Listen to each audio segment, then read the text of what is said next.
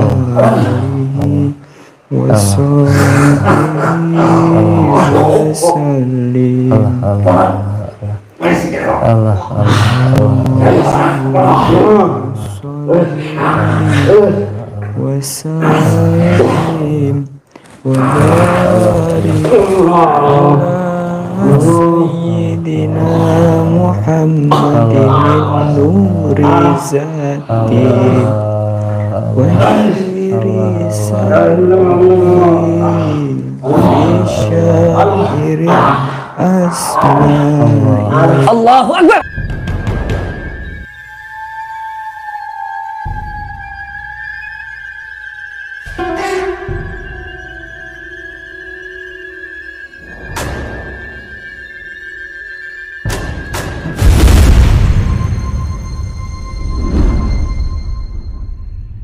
Assalamualaikum warahmatullahi wabarakatuh. Kembali lagi di channel Hamba Allah Official. Semoga saudara-saudaraku yang selalu setia menonton channel Hamba Allah Official selalu diberikan kesehatan, rezeki yang berkah melimpah, dan apa yang dicita-citakan semoga segera tercapai. Amin ya rabbal alamin. Di dalam video kali ini kita akan mereaction atau mereview video dari channel YouTube Mbah Din ya. Dan di sini seperti apa kelanjutan videonya? Dan sebelum itu alangkah lebih baiknya klik tombol subscribe, like, share, dan komen sebanyak-banyaknya. Simak video ini sampai selesai supaya tidak ada kesalahpahaman dalam menilai sebuah tayangan. Tidak usah lama-lama lagi, langsung saja kita menuju ke videonya.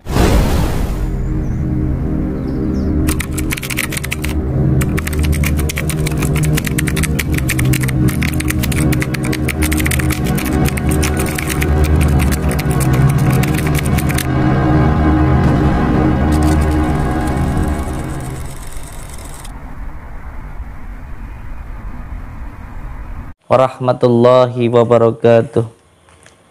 Bismillah, alhamdulillah, wa syukurillah, wa nikmatillah, wa la khawla wa la quwata illa billah, amma ba'd.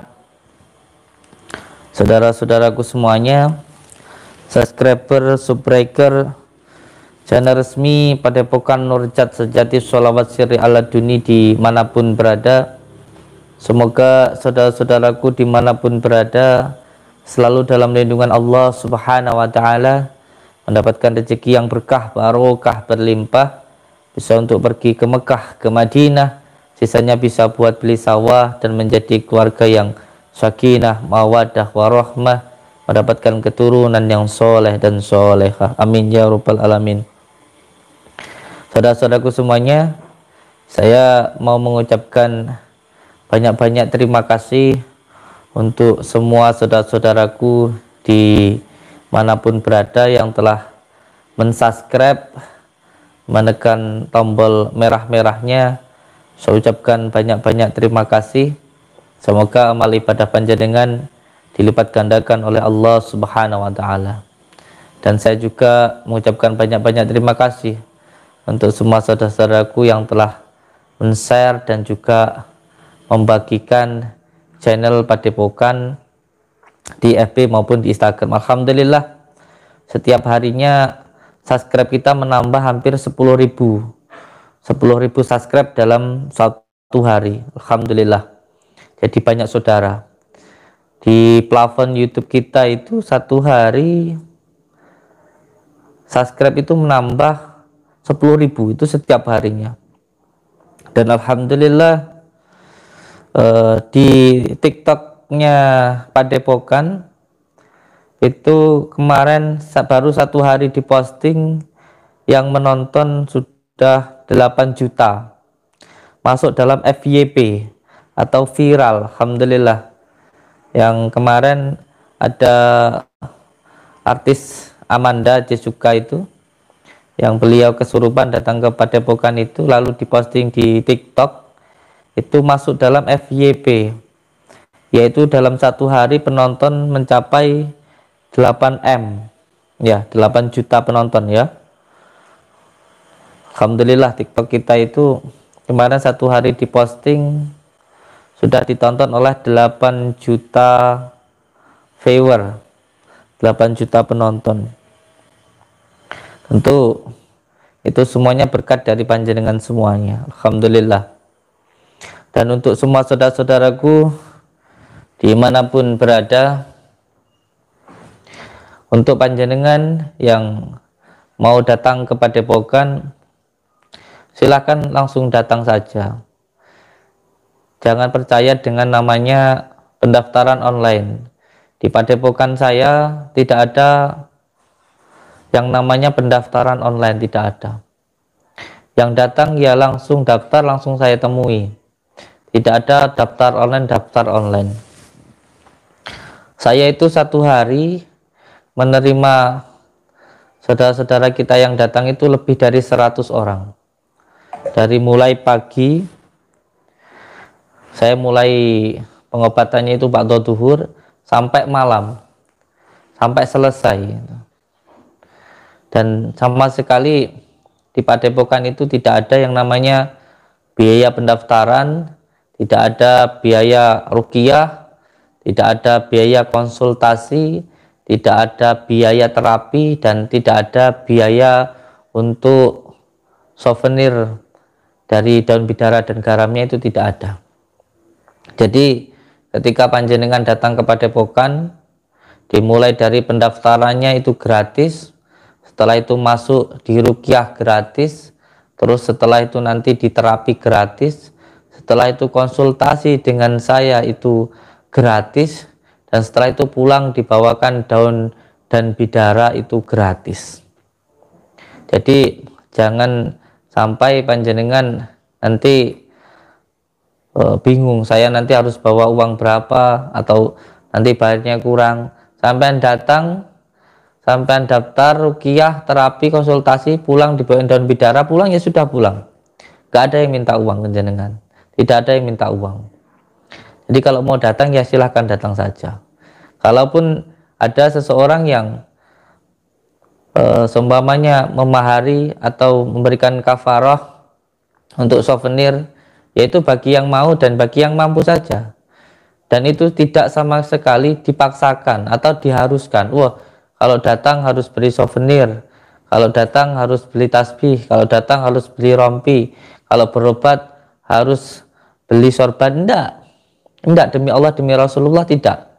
Demi Allah, demi Rasulullah tidak diharuskan yang berobat itu harus membeli souvenir, entah itu kunir, entah itu madu, dan lain sebagainya. Tidak. Yang berobat, yang mau datang, yang mau didoakan, silahkan datang. Panjenengan datang yang penting bawa KTP. Yang pertama, panjenengan daftar dengan menggunakan KTP, karena itu memang kewajiban supaya kita bisa lapor ke RT, ke RW, dan ke kepala desa maupun ke Kapolsek, itu untuk sebagai laporan kita. Setelah sampai daftar pakai KTP, masuk ke dalam di ruqyah. Setelah di ruqyah, panjenengan langsung diterapi. Setelah diterapi konsultasi, setelah dikonsultasi pulang bawa daun bidara dan garam. Sudah pulang ya sudah pulang, tidak ada yang meminta uang ke panjenengan. Jadi jangan sampai panjenengan ada yang mau datang sakit minta untuk didoakan, terus mendengar kabar kalau datang ke Padepokan itu harus bayar, akhirnya nggak jadi datang. Kasihan, karena mendengar dari orang yang tidak bertanggung jawab, kan kasihan seperti itu. Kalaupun ada yang mau memahari aksesoris maupun souvenir Padepokan, ya monggo ya silahkan. Kenapa? Hanya yang mempermasalahkan itu kenapa dipermasalahkan? Silakan, kalau mau mempermasalahkan tidak masalah. Toh juga di dalam usul fikih, seseorang kalau mau membeli terus seseorang itu ridho biridho, mau, nggak ada masalah. Yang penting ijab kabulnya, mau sandal, mau kayu, mau sepatu, mau baju, bahkan apapun itu, kalau orangnya mau beli, memang kenapa masalah? Ini yang mempermasalahkan orang yang iri saja. Nah, kita semua souvenir yang kita jual itu untuk pembangunan Padepokan. Semua hasil dari souvenir yang kita maharkan, yang kita kafarohkan itu semuanya untuk pembangunan pondok. Jadi mau kayu mau saya jual 10 juta, 15 juta, 20 juta, kalau orang yang mau kenapa? Ya kalau nggak mau ya nggak apa-apa, namanya juga menawarkan. Kalau mau garam mau saya jual 50 juta, 100 juta, ya kalau ada yang mau kenapa? Di dalam usul fikih itu yang penting yang mau beli itu mau, yang jual itu mau, sudah gitu loh. Yang kalau yang beli aja mau, lah terus yang nggak beli kok repot sendiri, kan lucu itu. Kan lucu ya. Jangan ketawa kamu.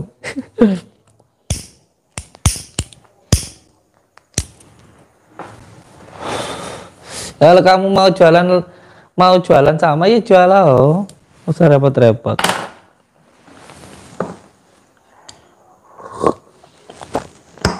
Saya itu kemarin ada yang mendatangi saya, beliau dari Jakarta, sampaikan ke saya, Gus, panjenengan mau saya gaji 1 bulan itu 1 miliar. Ya saya bilang siapa yang nggak mau 1 bulan digaji 1 miliar, kata saya. Ya saya mau itu.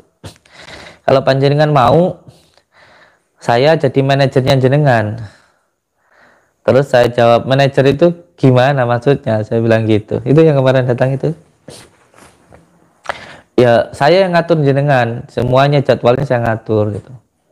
Gimana ngaturnya? Saya bilang gitu. Terus orang itu jawab, ya nanti gini, orang-orang yang datang itu daftar masuk, bayar 500.000 untuk daftar masuknya, Gus. Terus nanti rukyahnya bayar 500.000. Terus setelah itu terapinya bayar 500. Nah nanti konsultasi ke jenengan bayar 500, Gus. Terus nanti medianya itu nanti bayar lagi 500 gitu. Terus saya jawab, oh gitu nggak, iya gitu. Ya, terus saya jawab, nah kalau semuanya harus bayar segitu 500 nanti orang yang nggak mampu gimana? Saya bilang kayak gitu.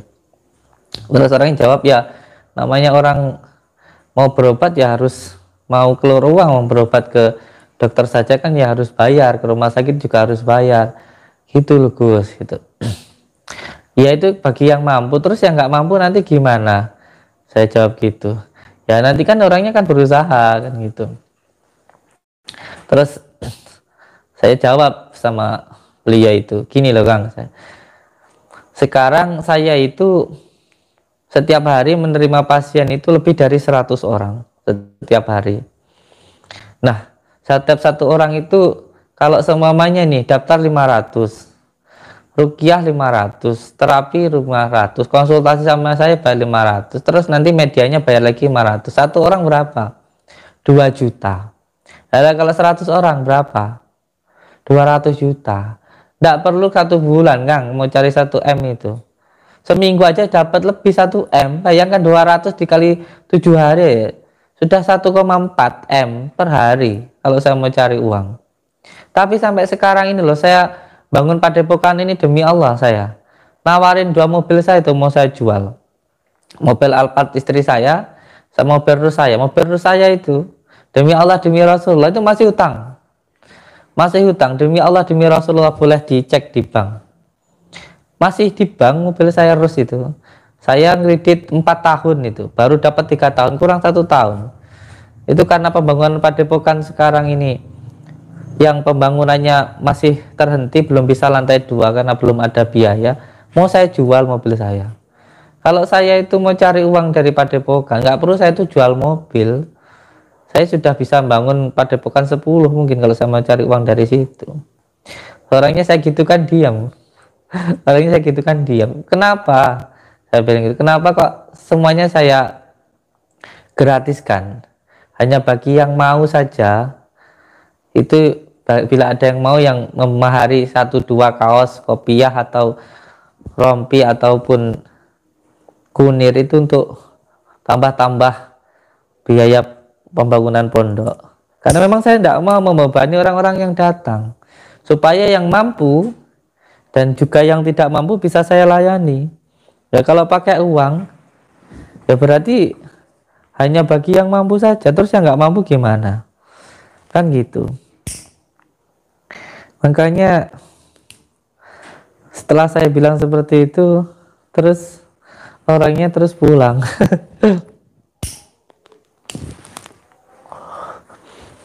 Saya mau baca komentar juga ini ya.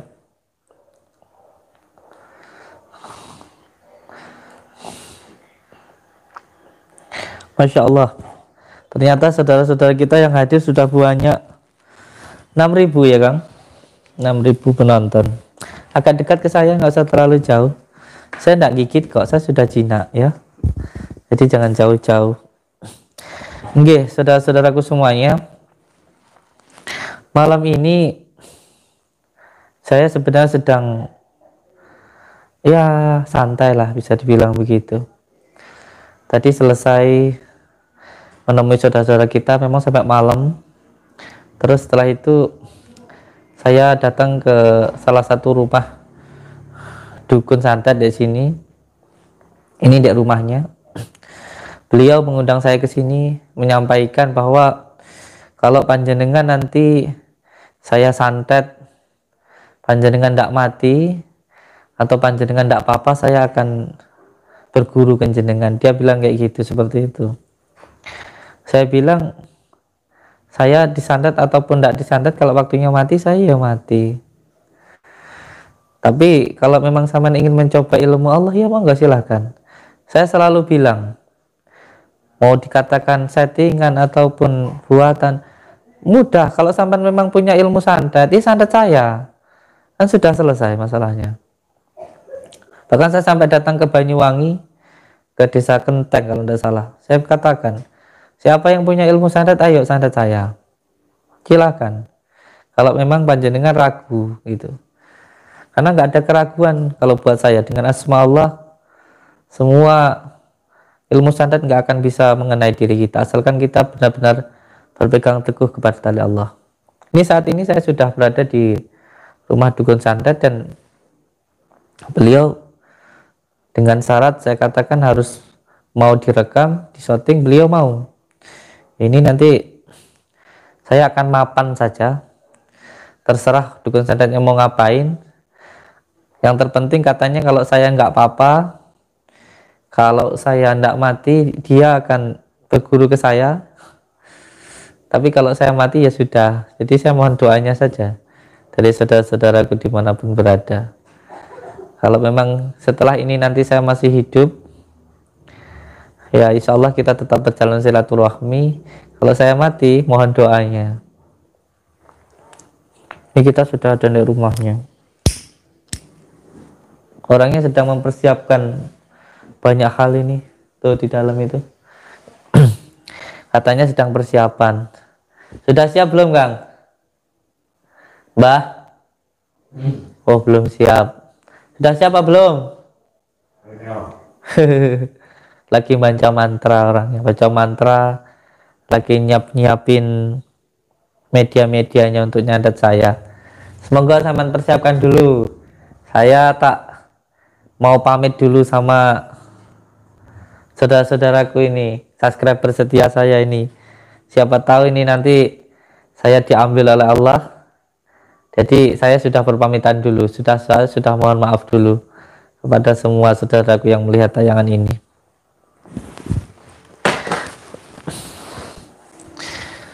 Untuk semua saudara-saudaraku dimanapun berada, sudah 7.000, alhamdulillah. Alhamdulillah. Suatu nikmat Allah yang luar biasa, mempunyai saudara yang banyak sekali. Alhamdulillah. Saya tidak menyangka dan tidak mengira ternyata saya banyak sekali saudaranya. Ini komentarnya sampai berut itu. Nanti saya akan saya baca. Saya ucapkan terima kasih yang sudah berkomentar. Dan insya Allah komentarnya akan saya jawab. Dan perlu jangan ketahui bahwa yang memberikan love tanda cinta di setiap komentar panjenengan di YouTube saya itu adalah saya pribadi. Demi Allah, demi Rasulullah, yang ngeklik love cinta di komentar panjenengan di YouTube saya itu saya pribadi, bukan siapapun, tapi saya sendiri yang membalas love di setiap komentar panjenengan itu, baik itu komentar yang baik maupun yang buruk. Itu yang memberikan love semuanya adalah saya pribadi. Duduk sini, sampai nanti capek enggak?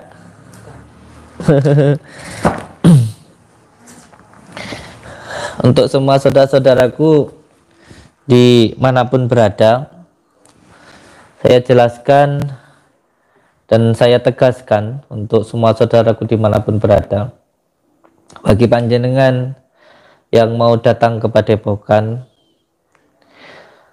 tidak ada yang namanya biaya pendaftaran. Ini yang sudah tertipu dengan biaya pendaftaran ini sudah hampir ada 1.200 orang. Padahal sudah sering saya jelaskan dan sering saya tegaskan bahwa saya tidak pernah ada pendaftaran online. Siapa yang datang ke Padepokan, ya akan saya terima, walaupun sampai malam. Kalau memang sudah terlanjur malam, kayak hari ini, malam ini tadi barusan ditutup tadi waktu maghrib, sampai malam itu sudah ada yang daftar sekitar 70 orang. Berarti besok pagi itu ya sudah full gitu. Yang jelas, ketika jenengan datang ke Padepokan, sama sekali tidak ada biaya pendaftaran. Dimulai dari pendaftaran, setelah itu ruqyah, setelah itu terapi, setelah itu konsultasi, dan pulangnya dibawakan daun bidara dan garam. Itu semuanya gratis, sama sekali tidak dipungut biaya. Dan kalaupun ada yang memahari atau memberikan kafaroh untuk souvenir yang kita sediakan di Padepokan, ya itu tidak diwajibkan dan tidak diharuskan. Demi Allah, demi Rasulullah, tidak diharuskan orang yang datang ke Padepokan untuk berobat itu kita haruskan harus membeli kunir, harus membeli garam, harus membeli daun bidara, harus membeli sorban, harus membeli kaos, harus membeli baju. Itu tidak, sama sekali tidak. Bagi yang mau dan yang mampu saja, yang mau membeli souvenir untuk pembangunan Padepokan, ya monggo. Kalau tidak mau ya tidak apa-apa, tidak ada yang maksa, nggak ada yang datang setelah daftar terus ruqyah, terapi, konsultasi, terus dibawakan daun bidara, terus ketika pulang ditanya, Bu, mana uangnya? Bayarnya segini. Tidak ada. Demi Allah, demi Rasulullah, tidak ada. Paling cuma dijelaskan, panjenengan kalau mau di sini memahari kaos, di sini ada ibu ini sakitnya di perut, ini ada kunir untuk menetralisir gangguan-gangguan maupun untuk mengobati di bagian perutnya, monggo kalau mau. Ya, kalau mau ya silahkan, kalau enggak juga enggak apa-apa, sama sekali tidak diharuskan. Wow, ini harus bayar, enggak, demi Allah. Datang panjenengan langsung terapi, konsultasi, setelah itu pulang dibawakan daun bidara, pulang ya pulang. Kemarin ada seseorang yang datang jauh-jauh dari Cilacap. Nah, lalu setelah itu mau ke pondok, di jalan berhenti karena kehabisan bensin. Lalu beli bensin di tempat seseorang, lalu diberitahu kalau berobat atau berdoa di pondok itu nanti di Padepokan itu harus bayar 5 juta 10 juta. Akhirnya orangnya pulang. Terus sampai di jalan telepon ke saya, nangis-nangis, katanya harus bayar. Saya bilang enggak. Akhirnya balik lagi. Kan gitu kan, kasihan. Nah, jangan sampai hanya mendengarkan dari orang. Lebih baik dibuktikan dulu, begitu.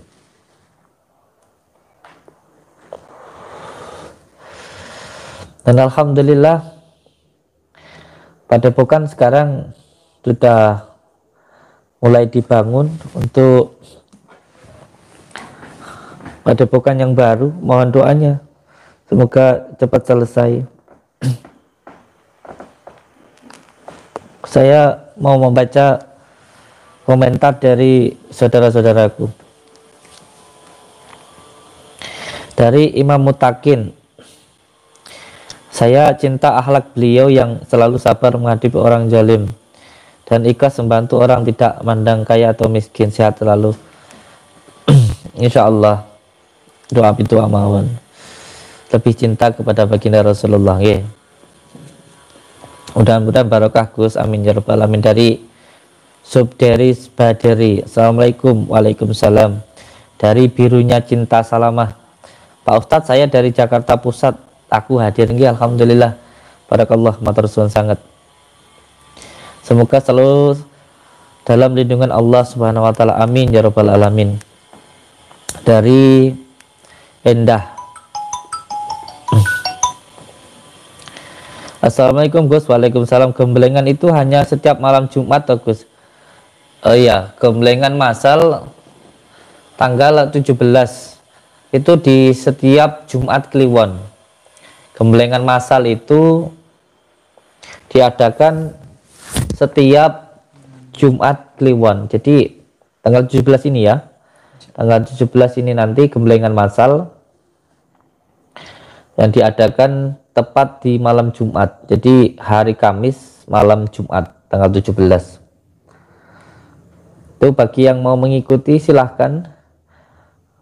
Itu semuanya bisa diikuti oleh lelaki maupun perempuan. Di umur berapapun bisa mengikuti pengijazahan ini. Bagi yang mampu maupun yang tidak mampu, semuanya boleh ikut.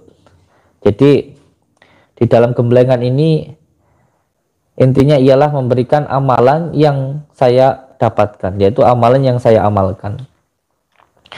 Tinggal panjenengan silahkan langsung datang saja, sama sekali tidak dipungut biaya.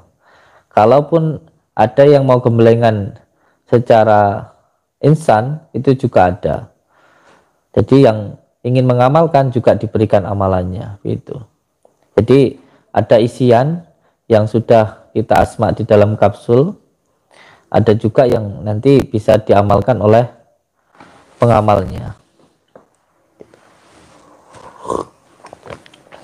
Assalamualaikum. Waalaikumsalam. Gus, dari Azran Nur Asman. Waalaikumsalam warahmatullahi wabarakatuh. Banyumas Ajibang Gus, selamat malam saudaraku dari Banyumas. Assalamualaikum Gus, bagaimana caranya menjadi orang yang sabar? Iya, orang yang sabar itu sebenarnya yang paling penting harus paham dulu tentang dunungnya, tentang penjelasannya. Pernah suatu ketika baginda Rasulullah SAW sedang duduk dengan para sahabat. Lalu ketika itu lewatlah orang kafir. Orang kafir itu mencela dan menghina sahabat baginda Rasulullah SAW itu, mengatakan, kamu lo kok mau ikut sama penipu, kamu lo kok mau dibohong-bohongin sama Muhammad gitu. Nah, ketika sahabat baginda Rasulullah ini dicaci oleh orang Quraisyin, baginda Rasulullah tersenyum. Baginda Rasulullah tersenyum karena melihat sahabatnya ini dicaci tetapi diam dan penuh kesabaran. Lalu semakin lama caciannya ini semakin merajalela, hingga sahabat baginda Rasulullah ini terpancing emosinya. Semakin lama semakin terpancing emosinya. Lalu sahabat baginda Rasulullah yang terpancing ini balik mencaci, marah lalu mencaci orang yang mencaci beliau itu. Ketika sahabat baginda Rasulullah ini mencaci, kembali marah, maka ketika itu baginda Rasulullah pergi. Ketika baginda Rasulullah pergi, sahabat ini menyusul baginda Rasulullah lalu bertanya, ya baginda Rasulullah, tadi ketika saya dibully, dicaci, lalu saya diam, panjenengan kok tersenyum. Lalu ketika saya membalas cacian tersebut, kok panjenengan itu cemberut dan pergi. Lalu baginda Rasulullah SAW berkata, ketika tadi kamu dicaci dan dibully, kamu diam, kamu sabar, maka para malaikat datang dan memuliakanmu, mendoakanmu. Nah, ketika kamu terpancing emosi, marah, kamu membalas cacian tersebut, malaikat pun juga ikut pergi, dan yang datang setan bersorak-sorak masuk ke dalam dirimu. Lalu ketika itu sahabatnya langsung menangis terseduh-seduh. Sebenarnya begini, ketika diri kita diberikan sesuatu, lalu kita tidak menerimanya, maka pasti pemberiannya itu akan kembali kepada yang memberikan. Contoh, sampean saya kasih sesuatu, lalu sampean tidak menerimanya, maka tentu akan kembali lagi kepada saya. Sama seperti ketika kita dicaci, ketika diri kita dibully, dimarah, dihina. Ketika kita tidak marah, maka kehinaan tadi akan kembali kepada yang mengatakan. Karena hanya orang hina yang berkata hina, hanya orang buruk yang berkata keburukan. Jadi ketika kita tidak marah, maka cacian tadi, kehinaan tadi akan kembali kepada yang mengatakan. Dan yang dihina nanti akan dinaikkan derajatnya oleh Allah. Seumpamanya kita dikatakan sama orang bodoh gitu, tapi kita tidak marah, maka kebodohan tadi akan kembali kepada yang mengatakan. Tetapi kalau ketika kita dikatakan bodoh kita marah, maka nggak akan ada hikmah apapun yang kita dapatkan kecuali hanya menuruti dari hawa nafsu tadi. Makanya oleh sebab itu rahasia kesabaran itu inilah rahasia besar yang ada di dalam kesabaran tersebut. Oleh sebab itu selalulah bersabar setiap apapun yang kita hadapi.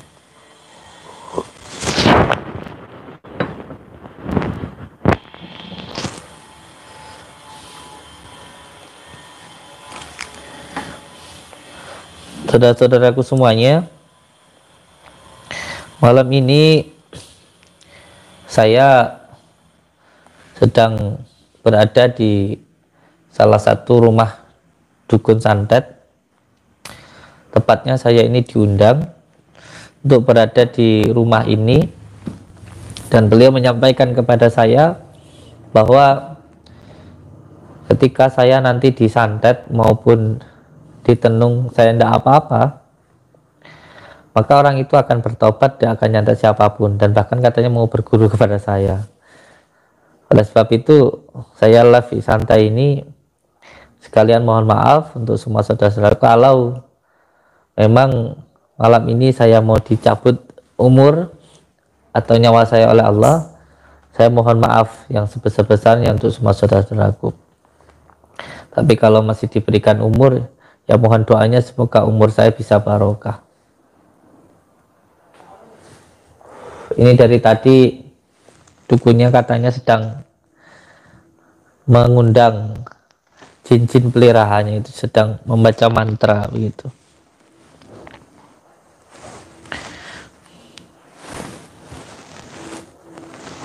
Saya baca komentar dari saudara-saudaraku.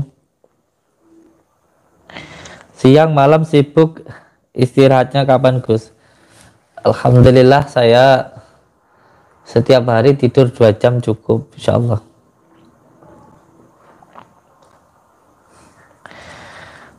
Assalamualaikum Gus. Waalaikumsalam, dari Papua, dari Akbar Mustaqim. Selamat malam saudaraku yang berada di Papua. Amin ya rabbal alamin, dari Olal Dewi. Assalamualaikum Gus. Waalaikumsalam. Kalau jarak jauh bisa nggak Gus mengambil benda atau menghilangkan santet? Terima kasih. Yang penting diamalkan sholawatnya, nggih. Gus badhe tangkep pripun nggih kabare Mbah Suro? Mbah Suro ndek guwa. Insyaallah telinga saya berdenging demi Allah. Insyaallah besok kita nengok Mbah Suro nggih. Insyaallah kita besok malam nengok Mbah Suro di gua. Ali Mustaqim, muga-muga sehat Gus. Nggih, amin ya rabbal alamin. Assalamualaikum Gus, bagaimana cara menghilangkan rasa was-was dari dalam tubuh? Salam dari Jawa Tengah Gus. Iya, sebenarnya Tanda-tanda seseorang mengalami gangguan santet atau sihir itu, yang pertama muncul perasaan al-ghadab, yaitu mudah marah, gampang marah. Jadi lek bojomu nesuan, bojomu ngamuan, gampang marah, rukian. Lek diruqyah ramari, tapukan nggo rupiah. Canda nggih. Jadi tanda-tanda seseorang mengalami gangguan jin itu yang pertama al-ghadab, gampang marah. Jadi kalau seseorang gampang marah itu menandakan bahwa dirinya mengalami gangguan jin. Titik-titik nesuan, nah itu. Orangnya sudah tua tapi jiwanya kayak anak-anak, nesuan. Banyak kan sekarang kayak gitu itu. Badannya sudah tua, sudah dewasa, sifatnya kayak anak-anak, gampang nesuan, egoisan. Sering-sering diruqyah. Ruqyah itu bukan untuk membuat seseorang menjadi kesurupan, bukan. Ruqyah itu intinya menenangkan. Ini banyak salah persepsi. Seseorang kalau di ruqyah nggak kontraksi, katanya nggak ada gangguannya. Itu malah keliru. Untuk membuat seseorang kesurupan itu gampang banget. Jangan salah mengira kalau seseorang di ruqyah itu harus kesurupan. Itu baru namanya ada gangguan. Tidak seperti itu. Ruqyah itu untuk menenangkan. Ruqyah itu untuk menenteramkan, bukan untuk membuat kesurupan. Nah ini orang berobat, saya tadi di ruqyah enggak apa-apa loh Gus. Saya tadi di ruqyah enggak kesurupan loh. Kamu itu mau cari kesurupan atau mencari kesembuhan? Nah ini banyak yang salah persepsi. Bahkan terkadang persepsi ini juga diterapkan oleh peruqyah itu sendiri, oleh ahli terapi itu sendiri. Jadi kalau orang tidak kesurupan dibuat kesurupan, dipencet kayak di apa kayak dia, masya Allah. Tidak seperti itu. Ruqyah itu untuk menenangkan, supaya yang diruqyah itu pikirannya tenang, hatinya senang, begitu. Bukan untuk membuat kesurupan. Ruqyah itu untuk menenangkan. Jadi jangan sampai salah persepsi. Kalau ada seorang yang gampang marah, itu diruqyah. Ruqyah mandiri bisa dengan cara membaca asma-asma Allah, ya Allah, ya Rahman, ya Rahim. Itu juga ruqyah supaya hatinya tenang, begitu. Yang kedua, seseorang yang mengalami gangguan jin, sihir itu tanda-tandanya yang pertama itu al-ghadab, gampang marah. Yang kedua, yuwaswisu fi sudurin nasi minal jinnati wan nas. Gampang was-was, gelisah, bingung gitu. Walaupun sudah punya mobil, punya rumah, badannya sehat, istrinya cantik, masih aja bingung. Jadi kalau ada keluarga sampean yang bingungan, nggak bisa tenang, ruqyan. Kalau nggak mari di ruqyah, kasih rupiah. Itu yang kedua. Yang ketiga, seseorang yang mengalami gangguan jin itu selalu muncul perasaan sedih. Nggak tahu sedihnya kenapa, ya sedih aja kayak gitu. Nah, orang yang selalu sedih itu menandakan bahwa ada gangguan jin. Karena memang jalan masuknya jin itu ya tiga itu. Yang pertama marah, yang kedua sedih, yang ketiga was-was. Makanya untuk melawan ilmu sihir itu sebenarnya nggak perlu amalan apapun. Amalannya ya hati kita, karena amalan itu sebenarnya untuk membersihkan hati. Amalan kita, zikir kita, puasa kita, riyadhah kita, sholawat kita, tafakur kita, itu semuanya untuk membersihkan hati. Jadi jangan bangga dengan amalan. Oh saya itu sudah puasa 5 tahun, oh saya itu sudah ikut torekoh, oh saya itu sudah punya amalan ini, saya itu sudah begini, sudah begitu, saya itu sudah gak ada gunanya. Jangan sampai bangga dengan mengamalkan amalan. Amalan itu hanya menjadi sebuah jalan untuk membersihkan hati, karena hati tempatnya Gusti.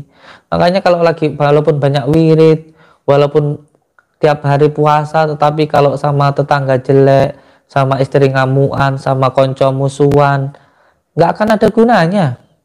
Nggak akan ada gunanya. Walaupun tiap hari wirid, tiap hari puasa, kalau sama orang tua jahat, sama orang tua durhaka, sama istri nesuan, sama konco ngamuan, irian, nggak akan ada gunanya. Karena amalan itu untuk membersihkan. Amalan itu adalah perjalanan untuk mendekatkan diri kepada Allah. Makanya disebut amalan. Makanya ada syariat, tarekat, hakikat, dan juga makrifat. Jadi Namanya tarekat itu perjalanan untuk mendekat diri kepada Allah. Jadi supaya tidak gampang terkena sihir itu yang penting jangan gampang marah, jangan gampang sedih, dan juga jangan gampang was-was. Makanya saya melawan ilmu sihir santet itu nggak usah pakai ilmu apa-apa. Yang penting satu, nggak gampang marah aja, nggak gampang sedih aja, nggak gampang was-was aja. Nah supaya nggak gampang was-was, nggak gampang sedih, nggak gampang was, ya harus hatinya harus senang. Nah, supaya hatinya senang harus bersyukur. Supaya bersyukur harus ingat kepada Allah. Supaya ingat harus berzikir. Ya kembali lagi ujung-ujungnya harus berzikir. Lalu zikir itu yang bagaimana? Ini perlu untuk dipahami. Ini tentang berbicara zikir ini juga harus berbicara tentang sholat. Nah berbicara sholat ini juga harus berbicara tentang kaidah-kaidah sholat itu. Ada yang namanya sembah raga, ada yang namanya sembah cipta, ada yang namanya sembah rasa. Jadi ada yang sholat 5 waktu, ada yang sholat itu tidak mengenal waktu, ada sholat itu setiap waktu. Nah ini yang bagaimana, ini harus dikaji. Ada sholat 5 waktu itu ya sholat asar, duhur, maghrib, isya itu sholat 5 waktu. Kenapa kok tidak hanya 1 waktu itu sholat kan begitu? Kenapa nggak dirangkum aja isya nih, waktu malam kayak gini kan santai. Kenapa nggak waktu isya aja 17 rakaat gitu? Kenapa harus di waktu dibagi-bagi waktu? Kenapa harus waktu duhur? Kenapa harus waktu asar? Kenapa harus waktu maghrib kayak gitu? Karena supaya setiap waktu kita ingat kepada Allah. Nah inilah yang sholat di setiap waktu ini yang tidak mengenal waktu, inilah disebut dengan sholat daim, yaitu sholat yang terus menerus mengingat kepada Allah. Nah ketika sholat nanti ada setelah sholat yang tidak mengenal waktu, sholat daim, ada yang namanya sholat sejati. Sholat sejati itu ya seluruh hawa songo, lubang 9 di dalam diri kita ini diajak untuk sholat, untuk selalu ingat kepada Allah, untuk menjauhi segala larang-larangan Allah gitu.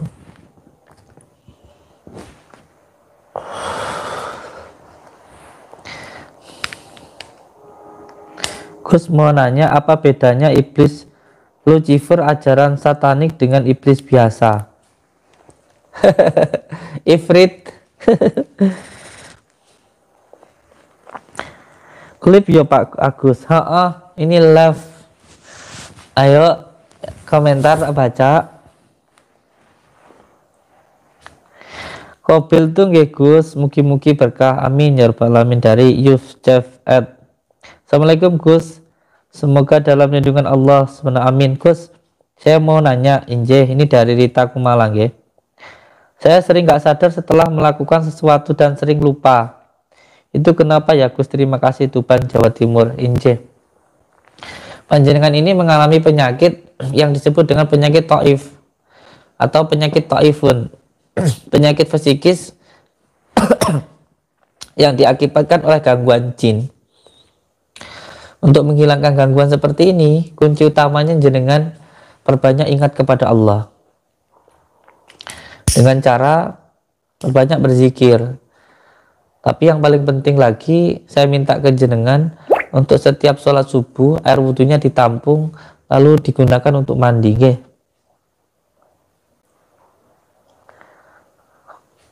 Gus, bisa nggak nyembuhkan dari jarak jauh? Oh, saya nggak bisa nyembuhkan kan? Kalau saya mendoakan insya Allah bisa. Gus mau tanya, bagaimana caranya bisa menerawang? Terawang apa Kang? Mungkin yang dimaksud membangkitkan mata ketiga nggih, atau membangkitkan mata batin. Ya kalau mau membangkitkan mata batin, yang pertama ya harus mau memberikan makanan batin. Makanan batin itu zikir. Sudah ada makanannya belum? Gimana mau hidup kalau belum dikasih makan? Dihidupkan dulu batinnya dengan cara dikasih makan. Makanan batin itu zikirullah. Bisa dengan cara istiqomah, memberikan makanan batin itu dengan membaca ya latif, satu malamnya 12.000, diamalkan 41 hari tanpa putus. Karena makan itu nggak perlu banyak, yang penting istiqomah gitu.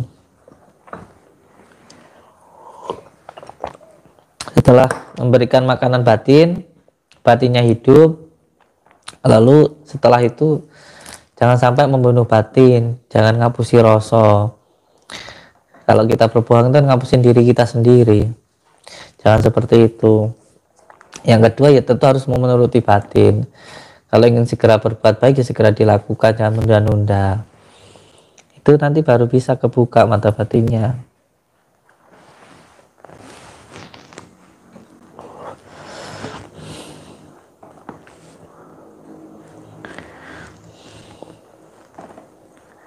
Assalamualaikum Gus. Waalaikumsalam. Dari Rona Sagitarius.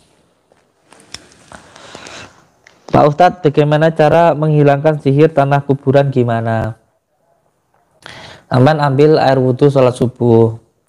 Setelah itu panjenengan tampung. Setelah panjenengan tampung, bacakan surat Al-Fatihah, Falak, Anas. Terus dibacakan sholawat Nuridat 7 kali, ayat kursi 7 kali, lalu disiramkan di depan rumah. Ya. Assalamualaikum Gus. Waalaikumsalam Gus. Kenapa yang saya seringkali merasakan sakit bagian tulang bergentayan? Sekarang lagi kerasa sakit tulang bagian belakang. Coba ikuti saya. Bismillahirrahmanirrahim. Coba diikuti. Nanti kalau muntah dimuntahkan. Kalau nanti seperti ada yang berjalan terus dilakukan. Seperti ada yang geremet-geremet gitu di tulang belakang. Bismillahirrahmanirrahim. Alhamdulillahirabbil alamin. Allahumma shalli wa sallim wa barik ala sayyidina Muhammadin nuridati wasyiris sari fi sairil asma'i wasyifati wa ala alihi wa sahbihi wa sallim. Ya Allah, ya Rahman, ya Rahim, saya memohon ridho dan maunahmu ya Allah apabila di dalam diri saya ada gangguan, ikatan penyakit yang mengganggu, yang mengikat di dalam diri, keluarga, usaha, dan rumah saya. Saya memohon ya Allah dengan izin dan ridhomu, dengan kalimat la ilaha illallahu Muhammadur Rasulullah. Hilangkanlah ya Allah semua gangguan, ikatan yang mengganggu, yang mengikat di dalam diri, keluarga, usaha, dan rumah saya. Gangguan yang dikarenakan tempat, nasab maupun maksiat, ikatan yang dilakukan oleh orang sebelum saya atau oleh saya sendiri maupun oleh orang lain, penyakit yang disebabkan oleh ain, ketempelan maupun sihir. Dengan izinmu ya Allah, dengan ridhomu, dengan kalimat la ilaha illallahu Muhammadur Rasulullah, hilangkanlah ya Allah semua gangguan, ikatan, penyakit tersebut.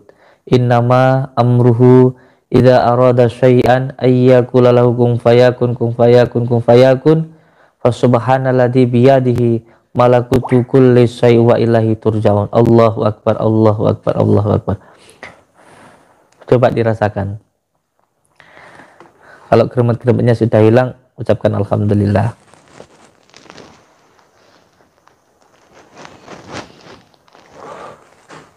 Assalamualaikum. Waalaikumsalam. Dari Indra Coya. Dukun santet Boyolali Utara tolong dihabiskan Gus. Orang tua saya sudah jadi korban. Insyaallah nanti kita silaturahmi ke Boyolali. Tadi dari siapa tadi Kang? Indra Cahyo. Assalamualaikum Gus. Waalaikumsalam Gus. Mungkin dukun santetnya nyapin kopi sama kue. Semoga dukunnya berpikir sebelum melakukan sesuatu. Itu di dalam. Lagi baca mantra, ngeluarin ilmu paling sakti nanti. Dia mau nyoba saya katanya. Minta doa sering sakit kepala Gus. Inje panjenengan ini sakitnya di lambung. Makanya saya sering mengatakan semua penyakit yang di perut sama di dada itu pasti ada hubungannya dengan pikiran. Makanya saya kemarin diundang oleh salah satu profesor di UNAIR Surabaya. Itu beliau sudah dibawa ke Amerika 3 bulan, di Singapura 1 bulan. Pulang sampai sudah diindoskopi, dimasukkan kamera ke dalam perut, belum sembuh. Sembuhnya cuma pakai apa? Pakai kunir. Cuma pakai kunir. Oleh sebab itu kenapa dulu kita lahir itu ditempelin kunir di bagian perut? Karena memang kunir ini insya Allah luar biasa sekali, asalkan tahu kuncinya. Yaitu dibacakan sholawat dulu 17 kali tahan nafas, diparut, jangan dicampur pakai air, diminumkan, sembuh insyaallah. Kalau untuk penyakit tumor itu kunir putih lebih bagus dicampur madu.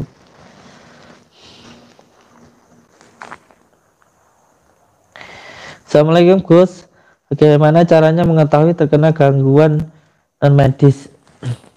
Gangguan non medis itu kalau dari fisikisnya mudah marah, terus gampang lupa, gampang sedih, gampang bingung itu. Kalau dari segi dohirnya, kalau wudhu gampang batal, sering mimpi buruk, kalau tidur sering kelindihan, teriak-teriak kayak gitu biasanya.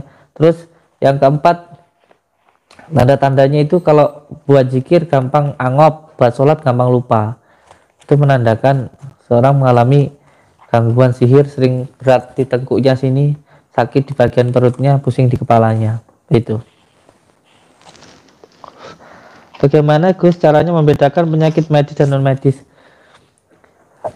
Mudah sebenarnya, sangat mudah untuk dipahami.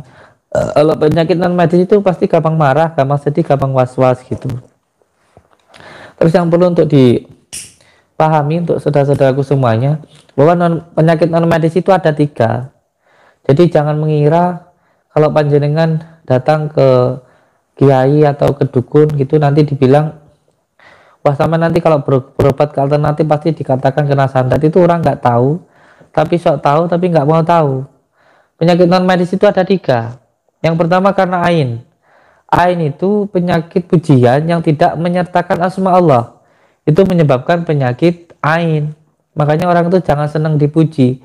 Karena pujian yang tidak menyertakan asma Allah itu bisa menyebabkan penyakit.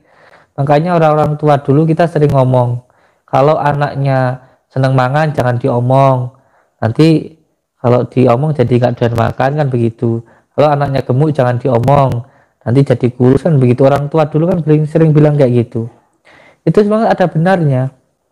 Makanya baginda Rasulullah SAW matur bilang bahwa nanti penyakit di akhir zaman yang paling banyak itu ya dikarenakan ain. Ain itu pujian yang tidak menyertakan asma Allah, itu bisa menyebabkan penyakit ain. Dan sekarang terbukti banyak orang itu masih muda terkena penyakit stroke, penyakit macam-macam itu karena ain. Nah, gimana enggak? Mau mandi foto selfie, habis mandi foto selfie, diposting di FB, di Instagram, terus dipuji orang. Sedangkan obatnya ain itu mengambil dari sumber ainnya. Orangnya yang menyebabkan ain, yang memuji itu semuanya yang orang tuanya sering muji anaknya bagus, pintar, akhirnya anaknya bawel, rewel, akhirnya sering panas, sakit. Itu obatnya di bapaknya atau di ibunya yang sering muji tadi.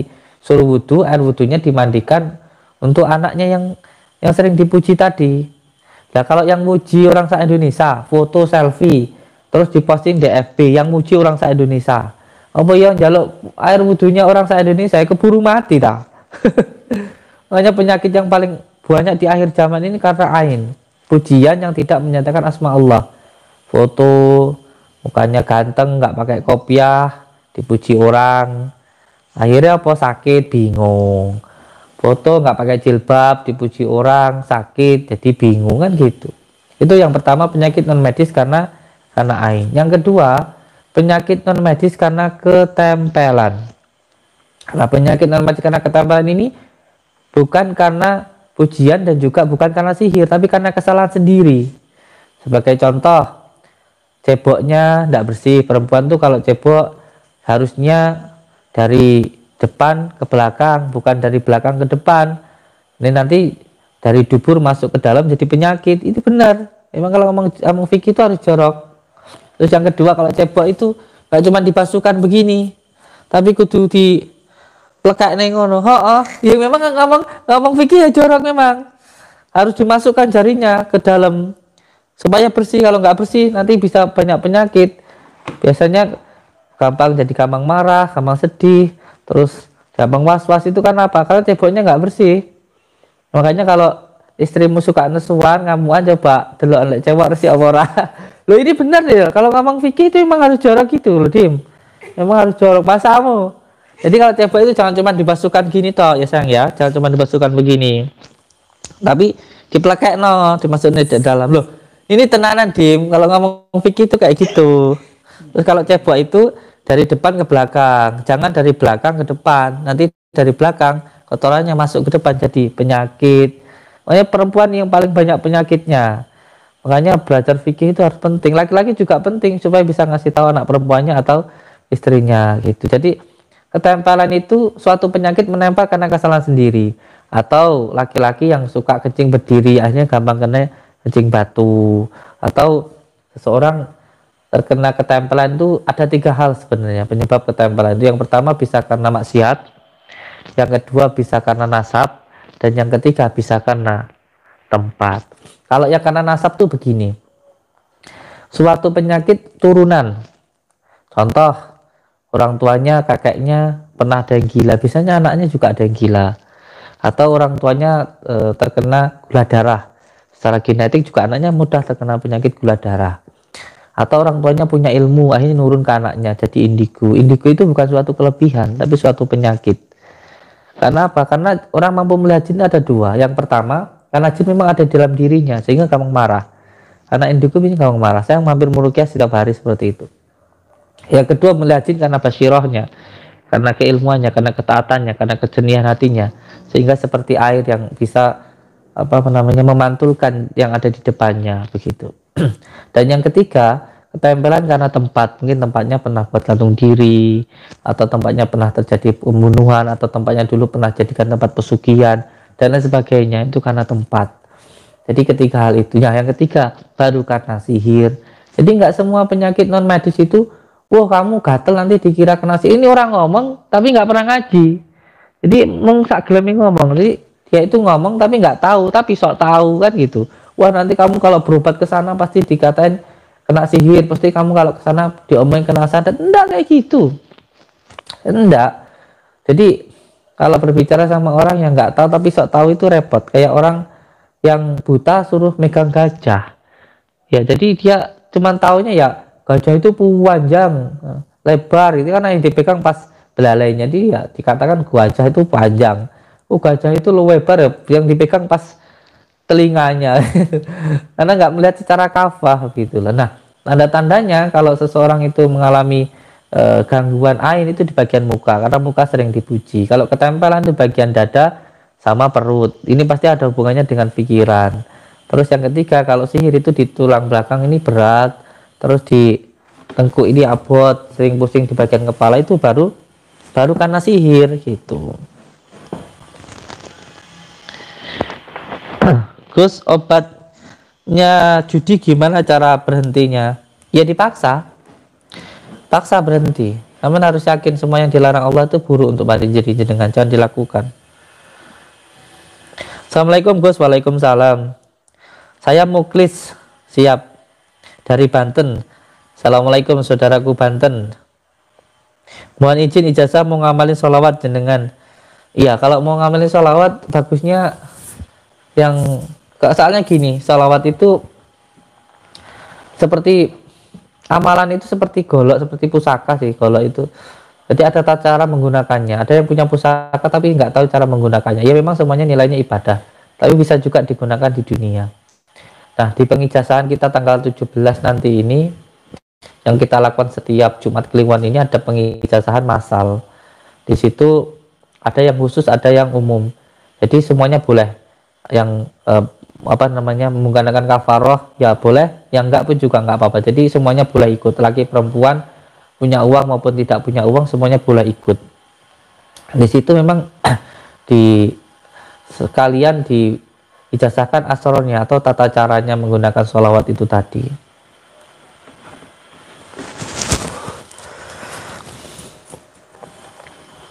Di tanggal 17 hari Kamis malam Jumat ini. Sekarang sudah tanggal berapa ini? Sudah tanggal 15, 16, 17, 2 hari lagi ya. 2 hari lagi. Besok hari apa sih? Rabu. Nah, Kamis itu, hari Kamisnya itu. Kamisnya nanti malamnya itu gemblengannya. Itu. 2 hari lagi.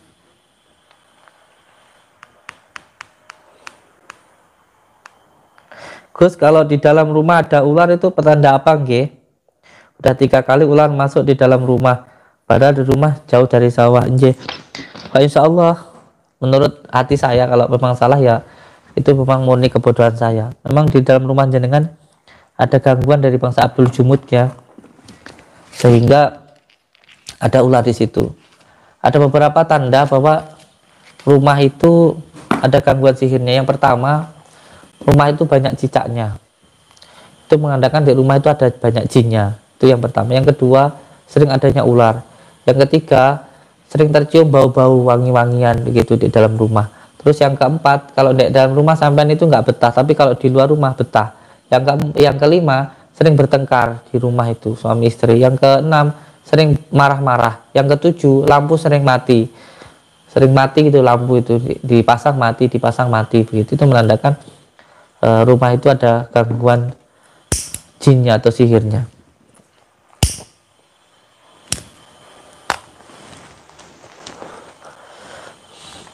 Jam berapa Gus gembelengan dimulai? Insya Allah dimulainya jam 11 ya, jam 11. Tapi kalau bisa siang sudah datang, minimal jam 9 itu semuanya sudah daftar gitu. Semuanya sudah daftar. Dan yang mampu maupun yang tidak mampu, pria maupun wanita, semuanya boleh ikut gembelengan itu.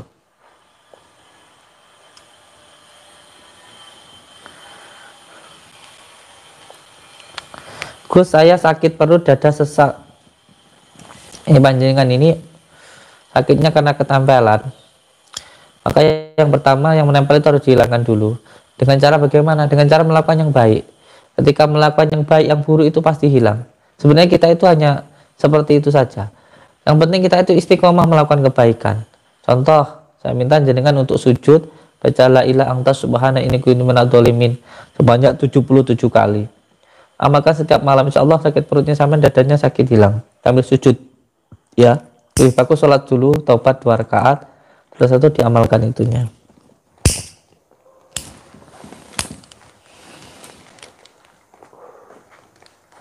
Gembelengan lab mboten bah, melihat kondisi nggih, melihat kondisi. Saya tidak janji untuk besok live atau enggak, tapi memang gembelengan ini hanya bisa diikuti oleh yang datang langsung, harus bertatap muka. Bahasa Arabnya apa? Mujahahah. Saya nggak pintar bahasa Arab, saya orang Jawa, ngajinya pun ya raiso. Jadi gembelengan itu ada yang bersifat umum, ada yang bersifat khusus. Kalau yang ini khusus, jadi harus bertatap muka secara langsung dan harus didunungkan, dijelaskan tentang keilmuannya ini gitu.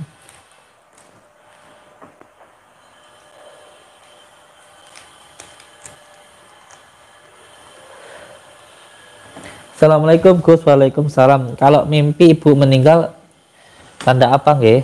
Tandanya panjenengan disuruh untuk lebih berbakti kepada ibu jenengan mumpung ibu jenengan masih ada. Dari Wosan Coy, Gus, aku dari Rejo Tangan Tulungagung. Gus, salam kenal ya. Nggih, waalaikumsalam warahmatullahi wabarakatuh. Salam salim silaturahmi Gus. Dari Hendrayan, Gus minta doanya buat bapak saya Gus lagi sakit. Nggih, untuk bapak jenengan cari kunir, diparut, setelah itu diambil airnya, jangan dicampur pakai air ya, diparut, kunir diparut, diambil airnya, bacakan 17 kali sholawat, lalu diminumkan untuk bapaknya. Kenapa kunir? Karena kunir adalah tanaman semula jadi. Kalau digabungkan dengan alam malakut, yaitu surat Al-Ikhlas dan sholawat, insya Allah itu menjadi obat yang sangat mustajab untuk diri kita. Assalamualaikum Gus, saya Nurdin dari Samarinda, Kalimantan Timur, hadir nggih. Kang Nurdin di Kalimantan, selamat malam saudaraku di Kalimantan. Assalamualaikum warahmatullahi wabarakatuh. Gus, ini aku Yasir, kenapa aku udah nikah lebih dari 10 tahun tapi belum punya keturunan? Hampir 99% seorang yang belum punya keturunan itu karena gangguan, karena ketempelan. Salah satunya tadi, cebok yang tidak benar tadi. Gus, sering mimpi buruk bersambungan. Dari Wildan Novel. Orang yang sering mimpi buruk menandakan bahwa dirinya ada gangguan jinnya.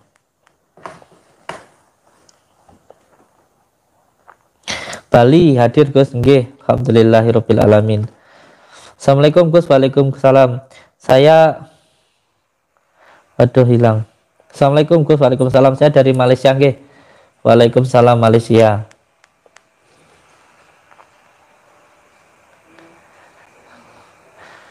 Ambarawa hadir Gus. Siap. Assalamualaikum Gus. Waalaikumsalam. Dari Agus Indah. Dari Ponorogo. Saya udah nikah 10 tahun belum punya anak Gus. Injih. Panjenengan yang belum punya anak, coba diamalkan ya. Dulu saya itu menikah dengan istri saya, itu dikatakan sama dokter, katanya saya nggak punya keturunan. Karena apa? Karena istri saya punya kista, dan kistanya sudah mengenai di indung telurnya. Jadi sudah merambat dan mencengkram di indung telur istri saya. Sehingga menurut dokter istri saya sudah tidak akan bisa punya keturunan. Tetapi saya punya keyakinan bahwa tidak ada yang tidak mungkin untuk Allah. Untuk membuat siang menjadi malam saja Allah mudah. Untuk Allah membuat diri kita yang nggak ada jadi ada aja Allah mudah. Untuk menyehatkan kita yang tidak pernah mengatur jantung aja Allah mudah. Apalagi untuk memberikan kita sebuah keturunan. Maka ketika itu saya beriadah, meminta petunjuk kepada Allah supaya saya bisa diberikan keturunan. Lalu ketika saya membaca sholawat, di dalam hati saya tergerak untuk mengamalkan surat At-Taubah. Surat At-Taubah, laqad ja'akum rasulun min anfusikum azizun, itu sampai selesai 2 ayat terakhir surat At-Taubah itu diamalkan setiap malamnya 333 kali.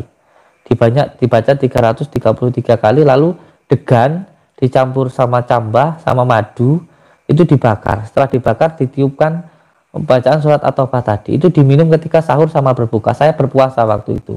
Istri saya tidak, saya berpuasa. Itu terus saya amalkan selama 41 hari. Alhamdulillah istri saya itu mengandung dan akhirnya melahirkan. Nah, ketika melahirkan itulah waktu itu dioperasi istri saya. Dioperasi waktu melahirkan. Karena menurut dokter harus dioperasi. Nah, ternyata memang benar. Ketika dioperasi, demi Allah, demi Rasulullah, saya katakan, boleh dicek di rumah sakit Munut itu mana sih? Era Medika. Di rumah sakit Era Medika dengan nama pasien Ibu EH. Di situ waktu dioperasi, indung telur istri saya itu diambil waktu pengambilan anak saya di dalam kandungan itu. Indung telur istri saya itu diambil dikarenakan indung telurnya itu sudah tergrogot atau sudah tercengkram kista tadi. Guru dokternya sampai geleng-geleng. Ini indung telur yang sudah tercengkram kista kok bisa hamil gitu. Akhirnya indung telurnya itu diangkat bersamaan dengan mengangkat bayi saya. Istri saya menangis. Karena apa? Karena beliau pengen punya anak banyak. Beliau kan tahu kalau saya itu pengen punya anak banyak. Saya dari dulu cita-cita punya anak 12. Paling sedikit itu 12. Saya dari dulu cita-cita seperti itu. Ketika itu saya menangis. Karena apa? Bilang, waduh ya nanti gimana kalau saya tidak punya anak lagi kan gitu. Lalu saya bilang insya Allah masih bisa gitu. Ya nanti insya Allah lah saya bilang gitu. Terus setelah operasi itu alhamdulillah baru berjalan sekitar 5 tahun istri saya hamil lagi. Hamil lagi karena indung telur perempuan kan 2. Yang satunya sudah diambil tinggal 1. Alhamdulillah itu sampai sekarang istri saya punya anak 3. Alhamdulillah saya punya anak 3 walaupun dulu katanya dokter nggak bisa punya anak. Karena apa? Karena ada penyakit kistanya itu, ada hambatannya itu. Jadi untuk jenengan tadi yang pengen punya anak silakan diamalkan. Baca surat At-Taubah, laqad ja'akum rasulun min anfusikum, itu diamalkan. Arti dari ayat itu kalau tidak salah begini. Kalau salah ya mohon maaf. Telah datang kepadamu seseorang yang tidak memikirkan kesengsaraannya sendiri kecuali untuk kebahagiaanmu, yaitu baginda Rasulullah itu diturunkan ke dunia ini menjadi nabi, tidak pernah memikirkan sengsaranya beliau. Yang penting kita itu bahagia. Itulah seperti itu artinya kayak gitu insyaallah. Jadi itu untuk menambahkan rasa cinta kita juga kepada istri maupun kepada baginda Rasulullah. Monggo diamalkan untuk bapak-bapak sampean yang menitipkan istri itu hanya tinggal menerima, sampean yang menjadi penitipnya ya harus berusaha gitu. Salah satunya dengan puasa tadi itu. Puasa dan mengamalkan surat At-Taubah. Itu yang ingin segera punya anak. Bagi siapapun yang belum punya anak, dan ini sudah saya praktekkan bukan hanya ke 1-2 orang, tapi sudah puluhan orang yang berhasil punya keturunan dengan cara seperti ini. Kalau memang sampai mau mengamalkan, monggo diamalkan, diucapkan qabiltu. Cukup kirim Al-Fatihah untuk saya sebagai maharnya ya.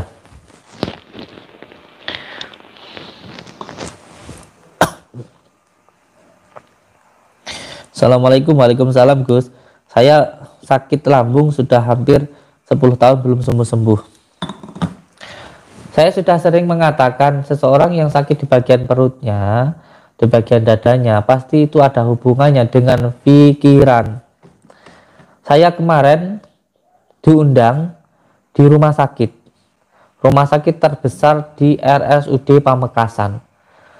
Saya tegaskan ya, saya sama sekali tidak pernah mau diundang pasien siapapun orangnya yang mengundang saya untuk datang ke rumah sakit, saya nggak pernah mau. Karena apa?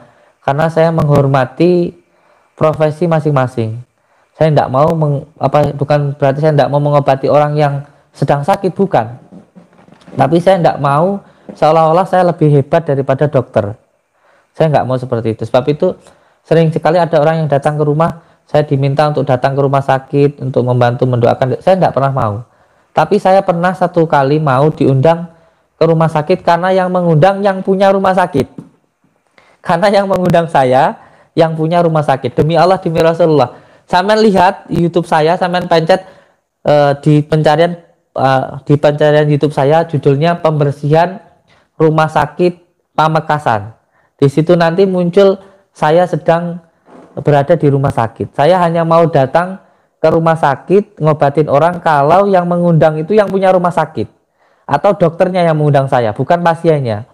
Sebab saya menghormati profesi dokter itu sendiri. Saya tidak mau memberikan air minum atau bagaimana begitu yang orang itu sedang ditangani dokter. Kecuali kalau sudah dokter angkat tangan, baru dibawa ke tempat saya atau saya ke rumahnya, bukan ke rumah sakit. Pernah satu kali saya diundang di rumah sakit terbesar di Pamekasan. Di situ yang mengundang saya yang punya rumah sakit. Yang punya rumah sakit ini sudah dibawa ke Singapura 3 bulan. Setelah itu pulang masih sakit, bahkan sudah sampai di endoskopi. Sudah sampai kamera itu dimasukkan ke dalam usus. Itu belum sembuh. Lalu ketika itu di rumah sakitnya juga sering terjadi hal-hal yang aneh seperti kursi roda berjalan sendiri dan lain sebagainya. Sehingga saya diundang ke sana. Saya datang ke sana. Ketika saya di sana, saya mengobati orang yang sakit di bagian perutnya itu yang pertama, saya tenangkan dulu pikirannya. Dengan cara apa? Dengan cara bersyukur. Supaya hatinya senang. Kalau hatinya senang, pikirannya tenang, maka insya Allah makan pun enak. Coba panjenengan. Walaupun makan pakai sambal, kalau pikirannya tenang, nggak dikejar-kejar hutang kan enak. Tidur di spring bed harga 10 juta, kalau pikirannya nggak tenang kan nggak enak. Tidur di lantai, kalau pikirannya senang kan ya enak. Itu semua dari pikiran. Itu semua dari pikiran. Maka pikirannya dulu yang harus ditenangkan. Ketika pikirannya orang yang sudah tenang, lalu setelah itu saya kasih obat, yaitu dengan kunir. Kunir saya kasih madu sama degan dibakar. Setelah itu bacakan Al-Fatihah, Al-Ikhlas, Falak, Anas, sholawat lalu diminum. Alhamdulillah, beliau itu di Padepokan 1 minggu. Tidur di Padepokan, makan di Padepokan. Yang punya rumah sakit besar, tidur di Padepokan gubuk saya kayak gitu. 1 minggu alhamdulillah sembuh. Boleh ditanya langsung ke orangnya. Jadi obat orang sakit perut itu karena ketaman tuh sebenarnya obatnya yang paling mujarab dengan kunir. Makanya kita dulu pasti kalau pertama lahir itu orang zaman dulu pasti yang diosarkan di bagian pusar itu kunir. Itu karena obatnya itu kunir. Gitu. Jadi obatnya kunir ya. Obatnya itu kunir. Gus, saya mau silaturahmi bayar berapa? Duh.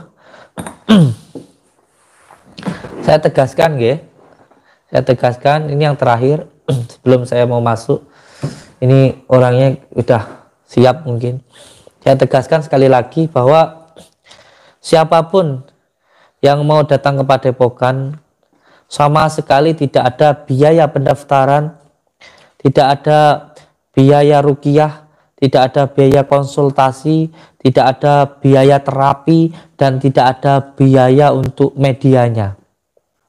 Tidak ada sama sekali biayanya. Sampean datang, sampean pertama daftar, sampean ruqyah, sampean terapi, sampean konsultasi, ketemu langsung dengan saya, lalu dibawakan daun bidara dan garam, pulang-pulang. Oh. Tidak ada yang sampean mana uangnya, bayarnya segini, tidak ada. Sama sekali tidak ada. Demi Allah, demi Rasulullah bisa dibuktikan. Kalaupun ada seseorang yang biasanya mengeluarkan uang atau kafarah, itu semuanya atas kemauan sendiri, dan itu atas dasar keinginan sendiri, dan tidak ada paksaan dan tidak ada keharusan. Tidak ada yang datang ke padepokan itu sampean harus beli kunyit, sampean ke padepokan harus beli tasbih, sampean ke padepokan harus beli madu. Enggak ada sama sekali, demi Allah, demi Rasulullah. Kalau panjenengan mau ya silahkan, kalau tidak mau ya tidak apa-apa. Kenapa tidak saya berikan biaya pendaftaran?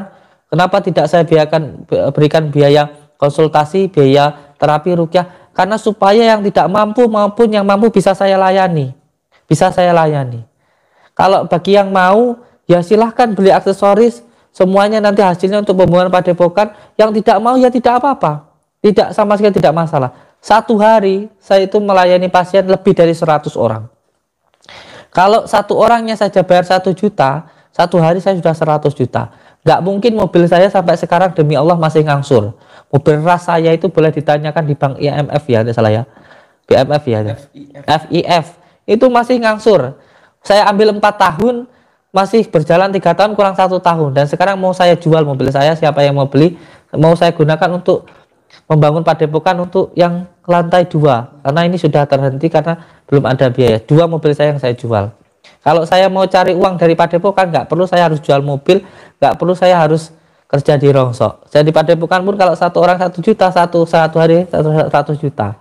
Tapi demi Allah, demi Rasulullah, mobil saya itu masih 2 yang ngangsur. Yang masih ngangsur itu 2. 1, mobil saya yang ras itu yang saya pakai setiap hari ini, itu masih ngangsur.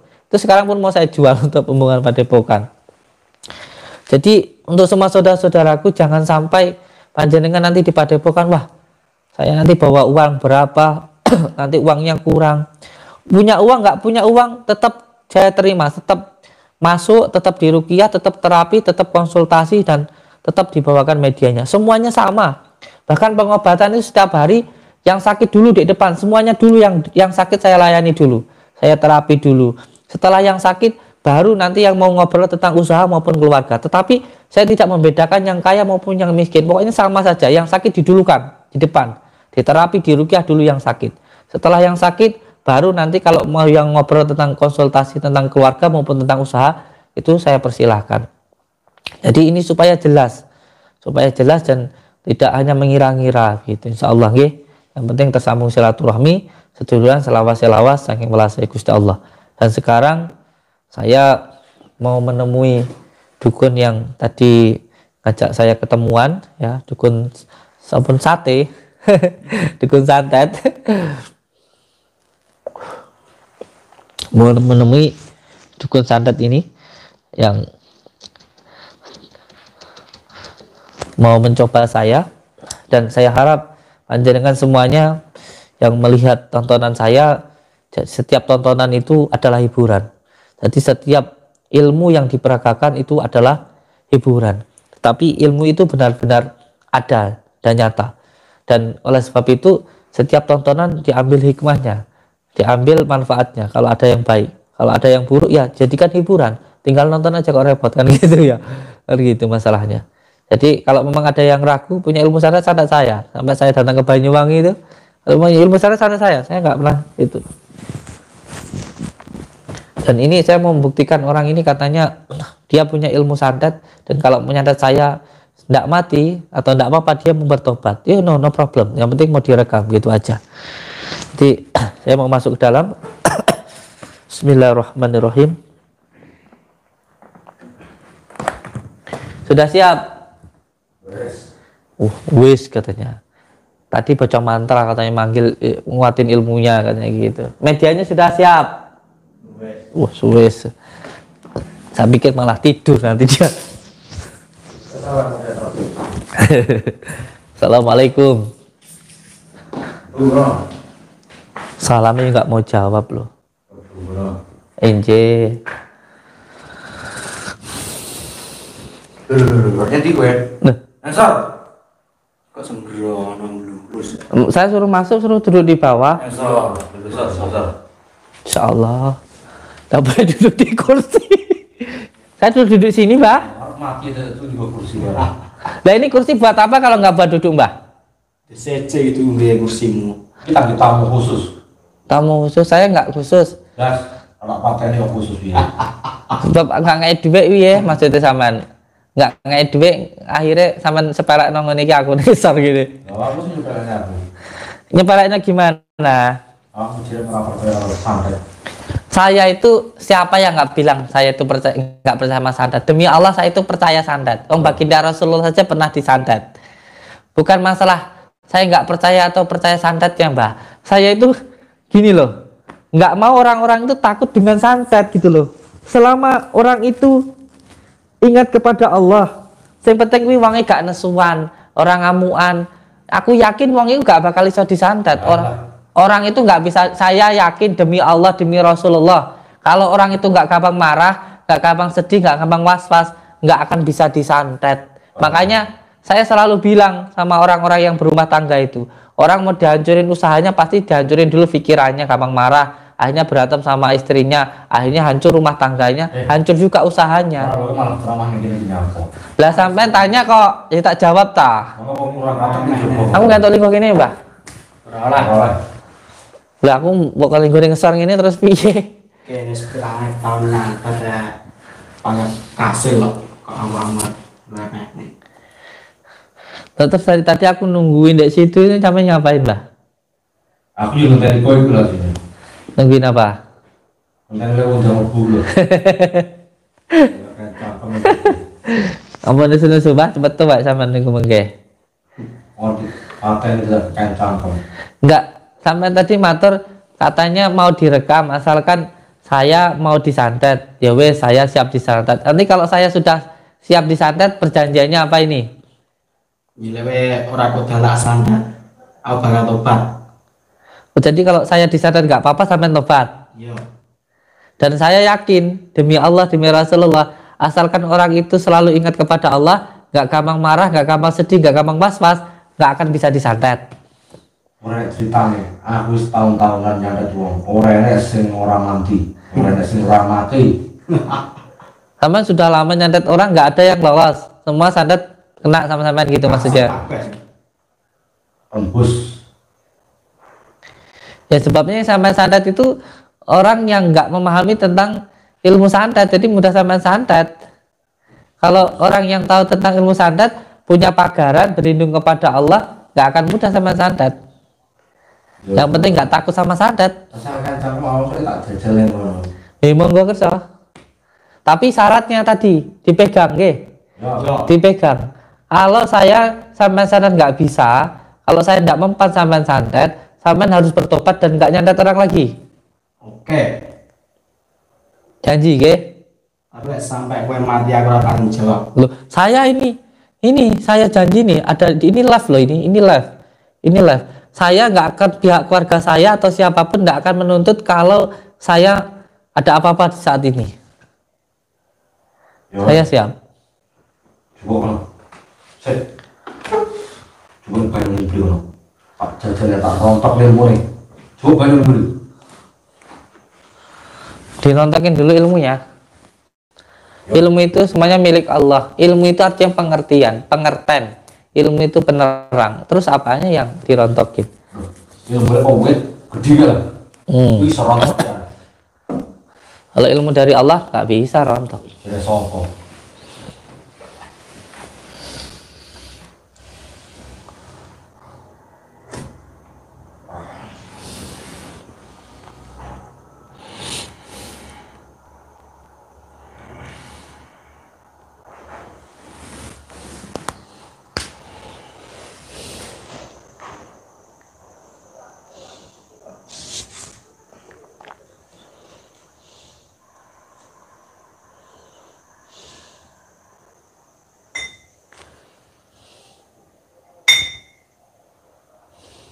Allah.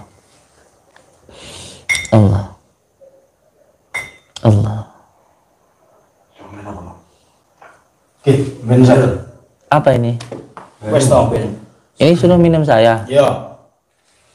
Loh, katanya mau nyadat kok suruh minum. Iya wes tau ben dhisik. Wis tak japu iki. Ini bukan racun. Tuh, Banyu putih. Ini dilihat loh, sampean. iya. Ki banyu putih iki. Untuk apa ini? Wes tau ben. Jadi ora kok dadi Awak sangka. mau nyocot suwi kan. Mesti ngelak awakmu. Jadi omong jahate. Ini saya minum. Ya Iya. mau biru sik to. Ini air putih biasa. Mau biru sik. Oh, ceritanya ini air putih di mantra-mantra. Itu. Ya tidak apa-apa. Bismillahirrahmanirrahim. Tawar-tawar sekakusan Gusti Allah. Kekalipan la ilaha illallah.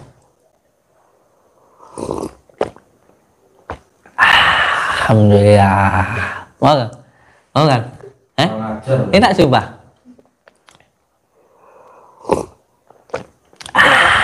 Alhamdulillah. Rasanya pele awakmu. Alhamdulillah. Sumpah enak. Seger. Tahu dari tadi saya ngomong. Mau dilanjut? Enggak. Enak. Peleknya awak. Orang enak. Tenanan enak. Caramu ngono. Enggak tenanan enak. Sama nih yang apa nesu-nesu gitu. Wah, malah nih. Wis kon linggo ning ngesor, ora entuk linggo ning dhuwur. Memang kalau ini kono kuwi rasane. Ya ora apa-apa, jan aku ora tau gawe sandal.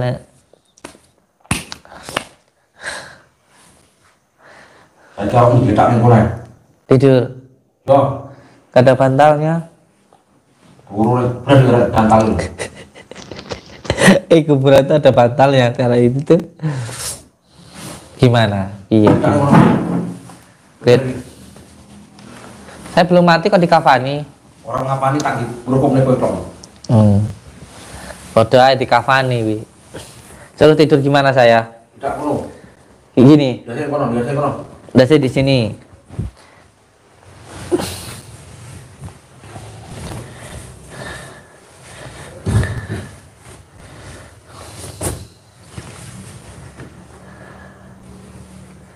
Peteng ya. Boleh duduk. Kamu.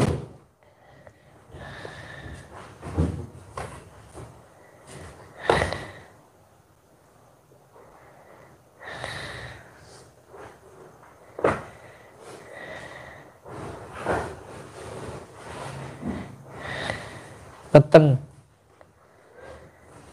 Wah. Maaf ya kamu. Saudaraku semuanya mohon maaf nggih kalau saya punya salah.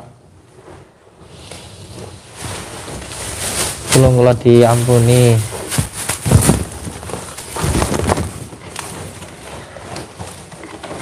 Kalau dimaaf nih nggih nek gak ada salah.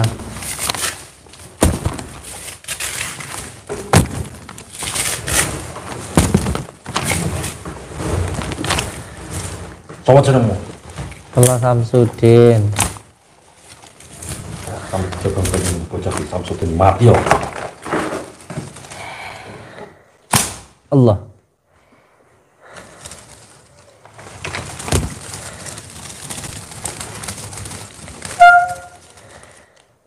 Allah. Allah.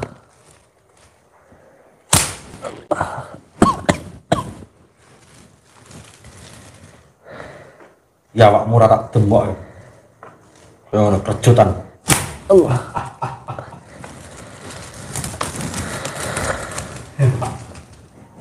Allah. Allah. Allah. Allah. Oke.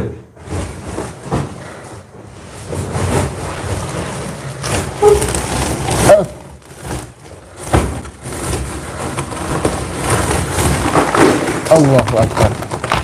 Masya Allah.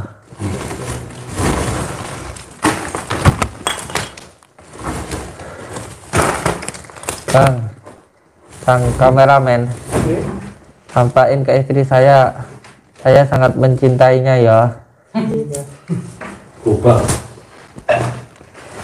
Saestu, aku sangat mencintai istriku.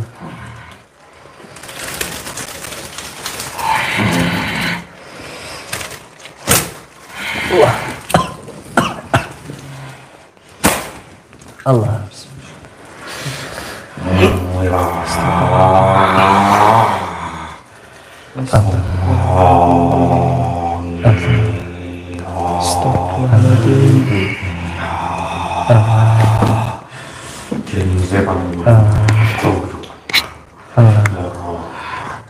Allah. Sejak pagi ini Samsung.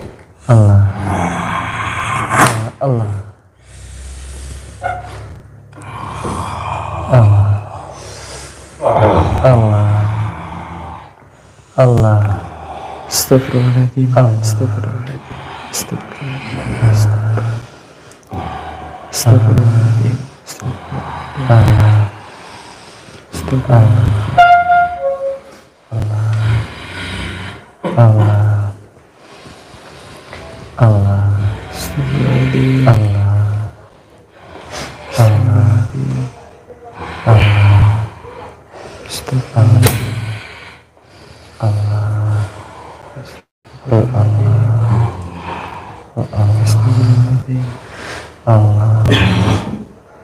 Coba orang ini gurumu mati.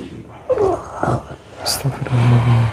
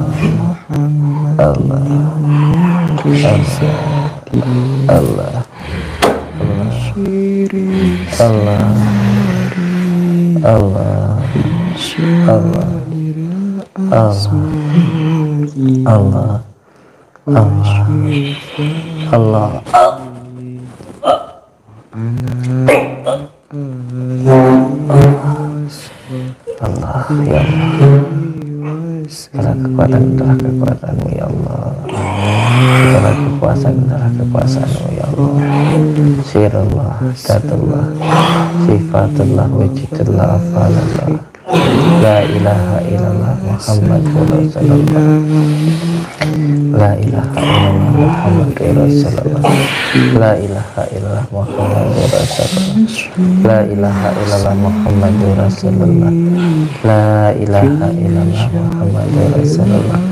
La ilaha illallah Muhammadur Rasulullah. La ilaha illallah Muhammadur Rasulullah. La ilaha illallah Muhammadur Rasulullah. La ilaha illallah Muhammadur Rasulullah. La ilaha illallah Muhammadur Rasulullah. La ilaha illallah Muhammadur Rasulullah. La ilaha illallah Muhammadur Rasulullah. La ilaha illallah Muhammadur Rasulullah. La ilaha illallah Muhammadur Rasulullah. La ilaha illallah Muhammadur Rasulullah. La ilaha illallah Muhammadur Rasulullah. La ilaha illallah Muhammadur Rasulullah. La ilaha illallah Muhammadur Rasulullah. La ilaha illallah Muhammadur Rasulullah. La ilaha illallah Muhammadur Rasulullah. La ilaha illallah Muhammadur Rasulullah. La ilaha illallah Muhammadur Rasulullah. La ilaha illallah Muhammadur Rasulullah. La ilaha illallah Muhammadur Rasulullah. La ilaha illallah Muhammadur Rasulullah. La ilaha illallah Muhammadur Rasulullah. La ilaha illallah Muhammadur La ilaha illallah Muhammadur Rasulullah. La ilaha illallah Muhammadur Rasulullah. La ilaha illallah Muhammadur Rasulullah. La ilaha illallah Muhammadur Rasulullah. La ilaha illallah Muhammadur Rasulullah. La ilaha illallah Muhammadur Rasulullah. La ilaha illallah Muhammadur Rasulullah. La ilaha illallah Muhammadur Rasulullah. La ilaha illallah Muhammadur Rasulullah. La ilaha illallah Muhammadur Rasulullah. La ilaha illallah Muhammadur Rasulullah. La ilaha illallah Muhammadur Rasulullah. La ilaha illallah Muhammadur Rasulullah. La ilaha illallah Muhammadur Rasulullah. La ilaha illallah Muhammadur Rasulullah. La ilaha illallah Muhammadur Rasulullah. La ilaha illallah Muhammadur Rasulullah. La ilaha illallah Muhammadur Rasulullah. La ilaha illallah Muhammadur Rasulullah. La ilaha illallah Muhammadur Rasulullah. La ilaha illallah Muhammadur Rasulullah. La ilaha illallah Muhammadur Rasulullah.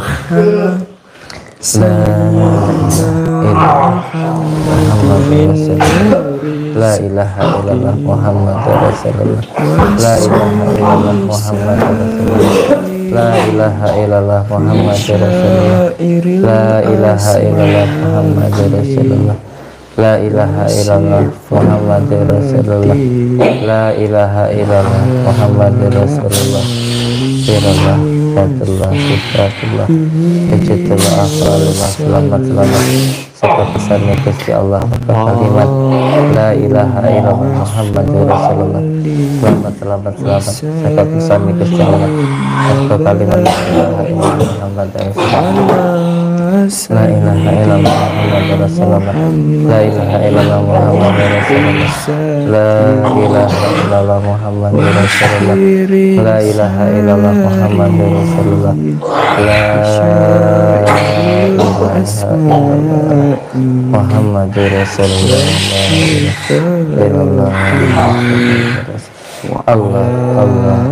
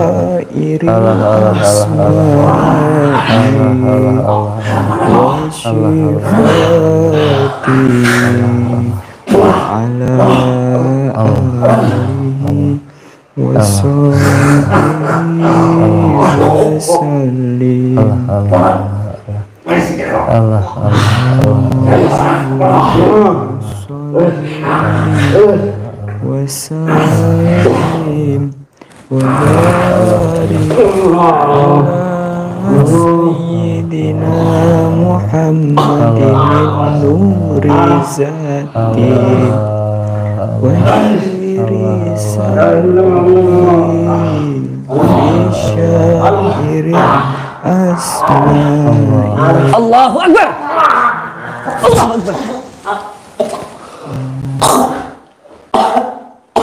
Astagfirullahaladzim. Gimana ceritanya itu? Mau nyantet kok malah pada tidur? Mau nyantet kok malah pada tidur? Gimana ceritanya? Hah? Oh, ini apa ini? Aku nih. Ini babi ya? Ininya babi ya? Ini babi ya? Bukan?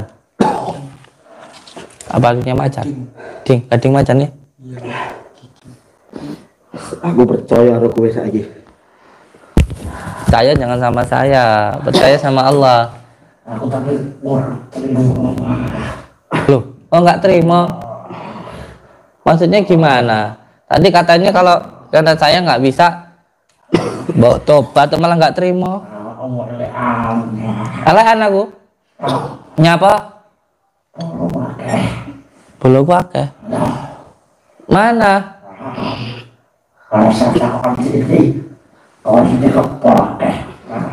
Mana? Saya nggak bawa siapa-siapa kok. Tadi perjanjiannya kalau ternyata saya nggak bisa, katanya mau tobat. Gimana? Kok tobat-tobat dewi ngejok-ngejok gitu tapi? Tadi katanya kalau nggak bisa nyantet mau tobat, nggak nyantet lagi. Gimana toh? Ini kasih apa sih tadi saya ini? Piuh.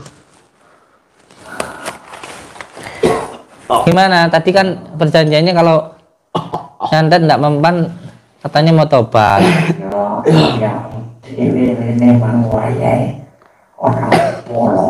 Lendi bolo, saya nggak bawa bolo. Astagfirullahaladzim. Berarti mendak ada niat untuk taubat ini. Bismillahirrahmanirrahim. Dengan izin Allah. Badanas bertatas berjanas nurus salaman malikul jinni wal insi wa syaitani kulli nafsin daikatul maut. Allahu Akbar.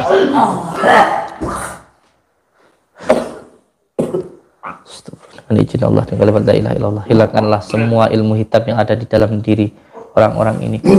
Allahu Akbar.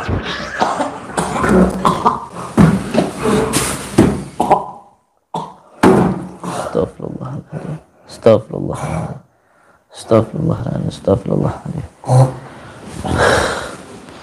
Tadi perjanjiannya kalau tidak bisa nyantet katanya mau taubat, nyatanya enggak. Monggo kersolah. Yang penting ilmu hitamnya sudah kita hilangkan. Dan untuk semua saudaraku di manapun berada, biarin aja biar tiduran gitu aja. Kita dari sini ngerokok dulu. Siapa tahu. Biarin aja kayak gitu, ditungguin aja. Atau bangun lagi. Ilmu hitamnya sudah kita cabut. Dikasih minum apa saya tadi?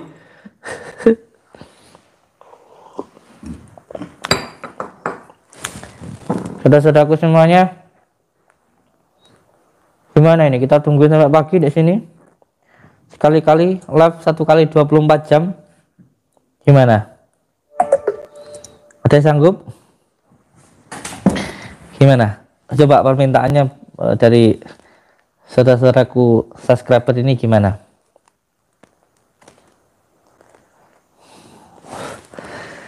Tuh, dimarahin sama setuju. Tadi janjinya nggak gini loh, janjinya tadi nggak gini loh, janjinya tadi kalau beliau ini nyantet saya kalau nggak mempan mau tobat, nggak taunya disuruh tobat dewi, katanya kayak gitu.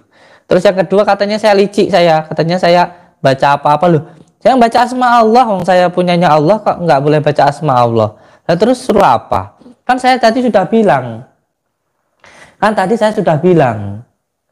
saya berkeyakinan siapapun yang selalu berpegang kepada tali Allah, hatinya selalu senang, gak gampang marah, gak gampang sedih, gak gampang was-was, itu gak akan bisa disantet. Karena apa? Jalan masuknya jin itu ke dalam diri kita itu hanya melalui 3 hal, yaitu yang pertama adalah al-ghotob, marah, yang kedua yuwaswisu fi sudurinas himinal jinnati wanas, yaitu was-was, dan yang ketiga adalah sedih.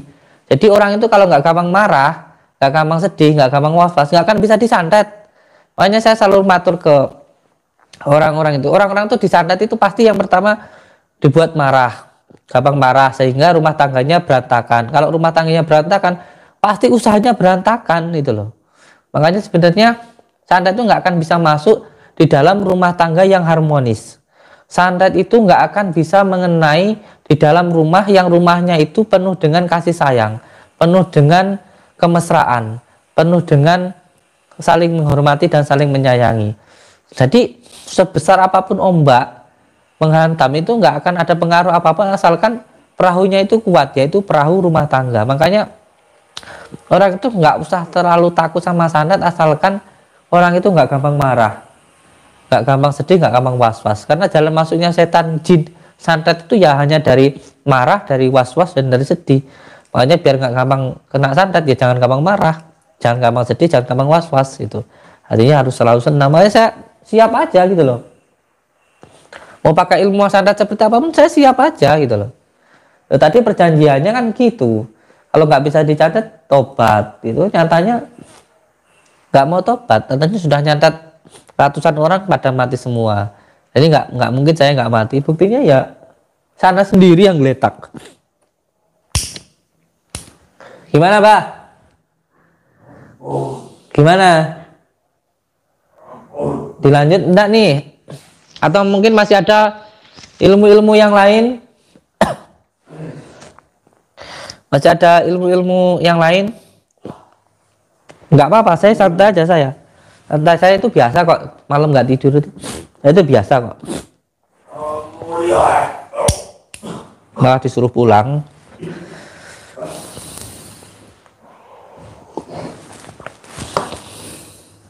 Nggak apa-apa, saya tungguin. Mungkin ada jin yang belum dipanggil, atau ilmunya yang paling sakti tadi belum dipakai. Nggak apa-apa, saya tunggu. Sambil saya mau baca komentar ini dari saudara-saudaraku ini. Sambil saya mau baca komentar. Kalau saya masih belum puas, nggak apa-apa. Nggak apa-apa, kalau belum puas, saya tunggu. Mumpung saya lagi santai ini. Suruh keluarin pusakanya Gus dari Mir Hamzah. Ayo. Mungkin ada pusakanya belum dikeluarin. Loh, angkat tangan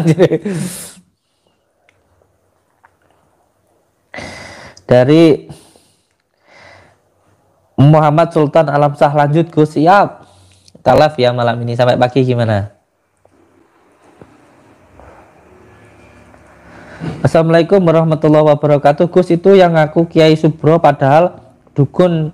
Tolong diungkap itu Gus, masa yang datang harus sujud sama dia? Iya siap insyaallah. Assalamualaikum Gus. Waalaikumsalam Gus, minta doanya supaya istri saya sehat nggak sakit-sakitan. Nggih siap insyaallah, doa nggih. Jangan kasih kendor Gus. Siap Gus, minta amalan supaya rezeki saya deras. Iya, saya kasih ijazah nggih. Khusus ini untuk panjenengan yang pengen rezekinya itu lancar. Yang pertama, rumah tangganya harus harmonis. Karena ketika seseorang menikah itu bukan lagi kamu dan saya, tetapi kita.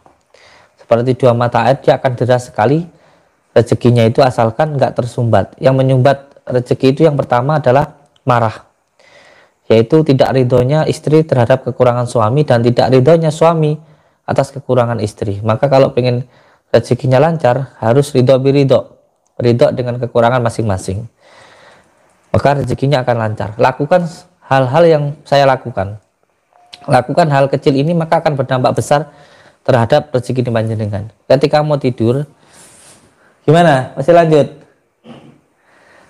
Coba kalau mau tidur deketin istri sampai lalu bilang, gimana jenengan kalau manggil istri? Kalau saya manggilnya yang terima kasih jenengan sudah bantu saya, sudah ngerawat anak-anak, sudah nyiapin makan untuk saya. Matur suwun. Jenengan sangat berharga untuk saya. Sampai bilang seperti itu sama istri. Itu nanti sampai berbicara seperti itu, istri sampai nanti sewenangnya luar biasa. Jadi untuk menyenangkan istri itu nggak harus pakai uang banyak. Dengan memperlakukan yang baik, dengan omongan yang baik itu akan sangat menyenangkan istri. Dan kalau istri senang, pasti rezeki lancar. Kalau istri senang, pasti rezeki jenengan lancar. Saya jamin itu. Coba lakukan hal semacam itu. Perbuatan kecil tapi akan berdampak sangat besar. Coba sampean lakukan. Insya Allah rezeki jenengan nanti akan lancar. Betul. Itu tadi yang minta ijazah supaya rezekinya lancar. Kalau nggak mau tobat, bikin stroke aja Gus. Lah itu sudah nggak bangun itu. Tuh. Lihat tuh, tidur aja. Tuh lihat tuh. Sana tuh. Lagi apa tuh? Dilihat tuh. Noh. Tuh. Ngapain itu? Tuh. Tuh. Lihat tuh, ngapain itu? Bengek noh. Bangun aja nggak bisa tuh.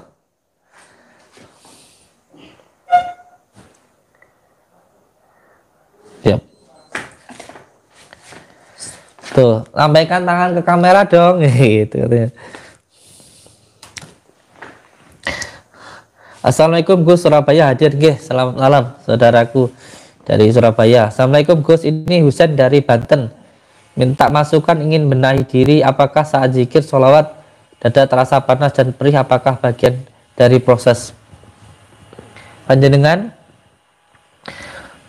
kalau bisa sebelum mengamalkan sholawat ini, baca dulu syahadat 7 kali tarik nafas, sholawat Nabi 7 kali tarik nafas. Setelah itu ambil air wudhu, dibuat mandi, lalu baru diamalkan sholawatnya ya. Karena apa? Karena sesuatu hal yang baik butuh tempat yang baik, dan ada beberapa hal yang tidak baik dalam diri panjenengan, yaitu panjenengan pernah mengamalkan amalan yang bersifat panas. Ada beberapa dari ilmu kanugrahan yang ada di dalam diri panjenengan, jadi itu sangat tidak baik di dalam tubuh. Bojonegoro Jatim hadir Gus. Nggih, selamat malam Bojonegoro. Assalamualaikum Gus. Waalaikumsalam, dari Pejuang Madu TV, Muda TV, Pejuang Buddha TV. Assalamualaikum, hadir Gus. Lampung Tulang Bawang. Wah, selamat malam saudaraku di Lampung Tulang Bawang. Insya Allah nanti Lebaran kurang 7 hari, saya nanti akan mengadakan pertemuan di Lampung. Jadi nanti akan ada satu tempat untuk kopdar lah, untuk temu kangen dengan saudara-saudara di Lampung ya, 1 minggu sebelum Lebaran. Gus mau nanya, saya tuh kalau tidur sering ngego, teriak-teriak, ada apa dengan saya Gus, dan cara ngilangin ngegonya itu gimana Gus? Nama saya Agus Imam Solihin. Ya panjenengan rukyah mandiri, karena dalam diri panjenengan ada jinnya. Oke, saya ucapkan banyak-banyak terima kasih untuk semua saudara-saudaraku yang sudah berkomentar. Jangan lupa untuk like, komen, dan dibagikan di FB panjenengan masing-masing. Dari Mubadi Robert Sobreker Taiwan hadir Gus. Nggih, alhamdulillah. Dan untuk semua saudara-saudaraku yang mau pesan souvenir, semua hasil dari souvenir nanti akan digunakan untuk pembangunan padepokan. Ada rompi, ada sorban, ada tongkat, ada cincin, ada kopiah. Monggo, pesannya ada di nomor admin ya, ada. Terus kalau mau pesan madu, pesan kunir juga ada. Semuanya untuk pembangunan padepokan. Dan untuk gembelengan besok tanggal 17, besok 2 hari lagi, itu semua massal, semua boleh mengikuti. Dimulai gembelengannya jam 12 malam. Insya Allah jam 12 malam sudah mulai. Jadi hari Kamisnya harus sudah datang. Dan saya ucapkan terima kasih untuk semua saudaraku dimanapun berada. Selalu berpegang teguh kepada tali Allah, jalankan sholat, amalkan sholawat, dan berbakti kepada orang tua. Karena hidup kita itu tergantung bagaimana kita ke orang tua kita. Kalau ke orang tua kita baik, maka hidup kita pasti baik. Oleh sebab itu, kenapa sholat subuh itu 2 rakaat, kenapa sholat isya itu 3 rakaat? Karena di situ ada dunungnya. 2 rakaat sholat subuh itu menandakan tentang kesucian, yaitu zat dan sifat. Asyhadu alla ilaha illallah itu zat, wa asyhadu anna Muhammadar Rasulullah itu sifat Allah dan baginda Rasulullah. Kalau maghrib itu 3 rakaat, karena itu adalah Allah, baginda Rasulullah, dan orang tua kita. Karena hidup kita itu tergantung bagaimana kita ke orang tua kita. Kalau ke orang tua kita baik, maka hidup kita pasti baik. Kalau ke orang tua kita itu durhaka, hidup kita pasti sengsara. Makanya jangan sampai menyakiti hati orang tua. Mbok kita tiap hari wiritan, tiap hari ke makam aulia, mbok kita tiap hari tawasulan, kalau ke orang tua kita durhaka, menyakiti hatinya, maka semuanya itu nggak akan ada gunanya. Karena ridho Allah tergantung dari ridho orang tua. Saya ucapkan terima kasih. Wabillahi taufiq wal hidayah. Wassalamualaikum warahmatullahi wabarakatuh. Satu dukunya tuh, losor kabeh. Lihat tuh, delosor.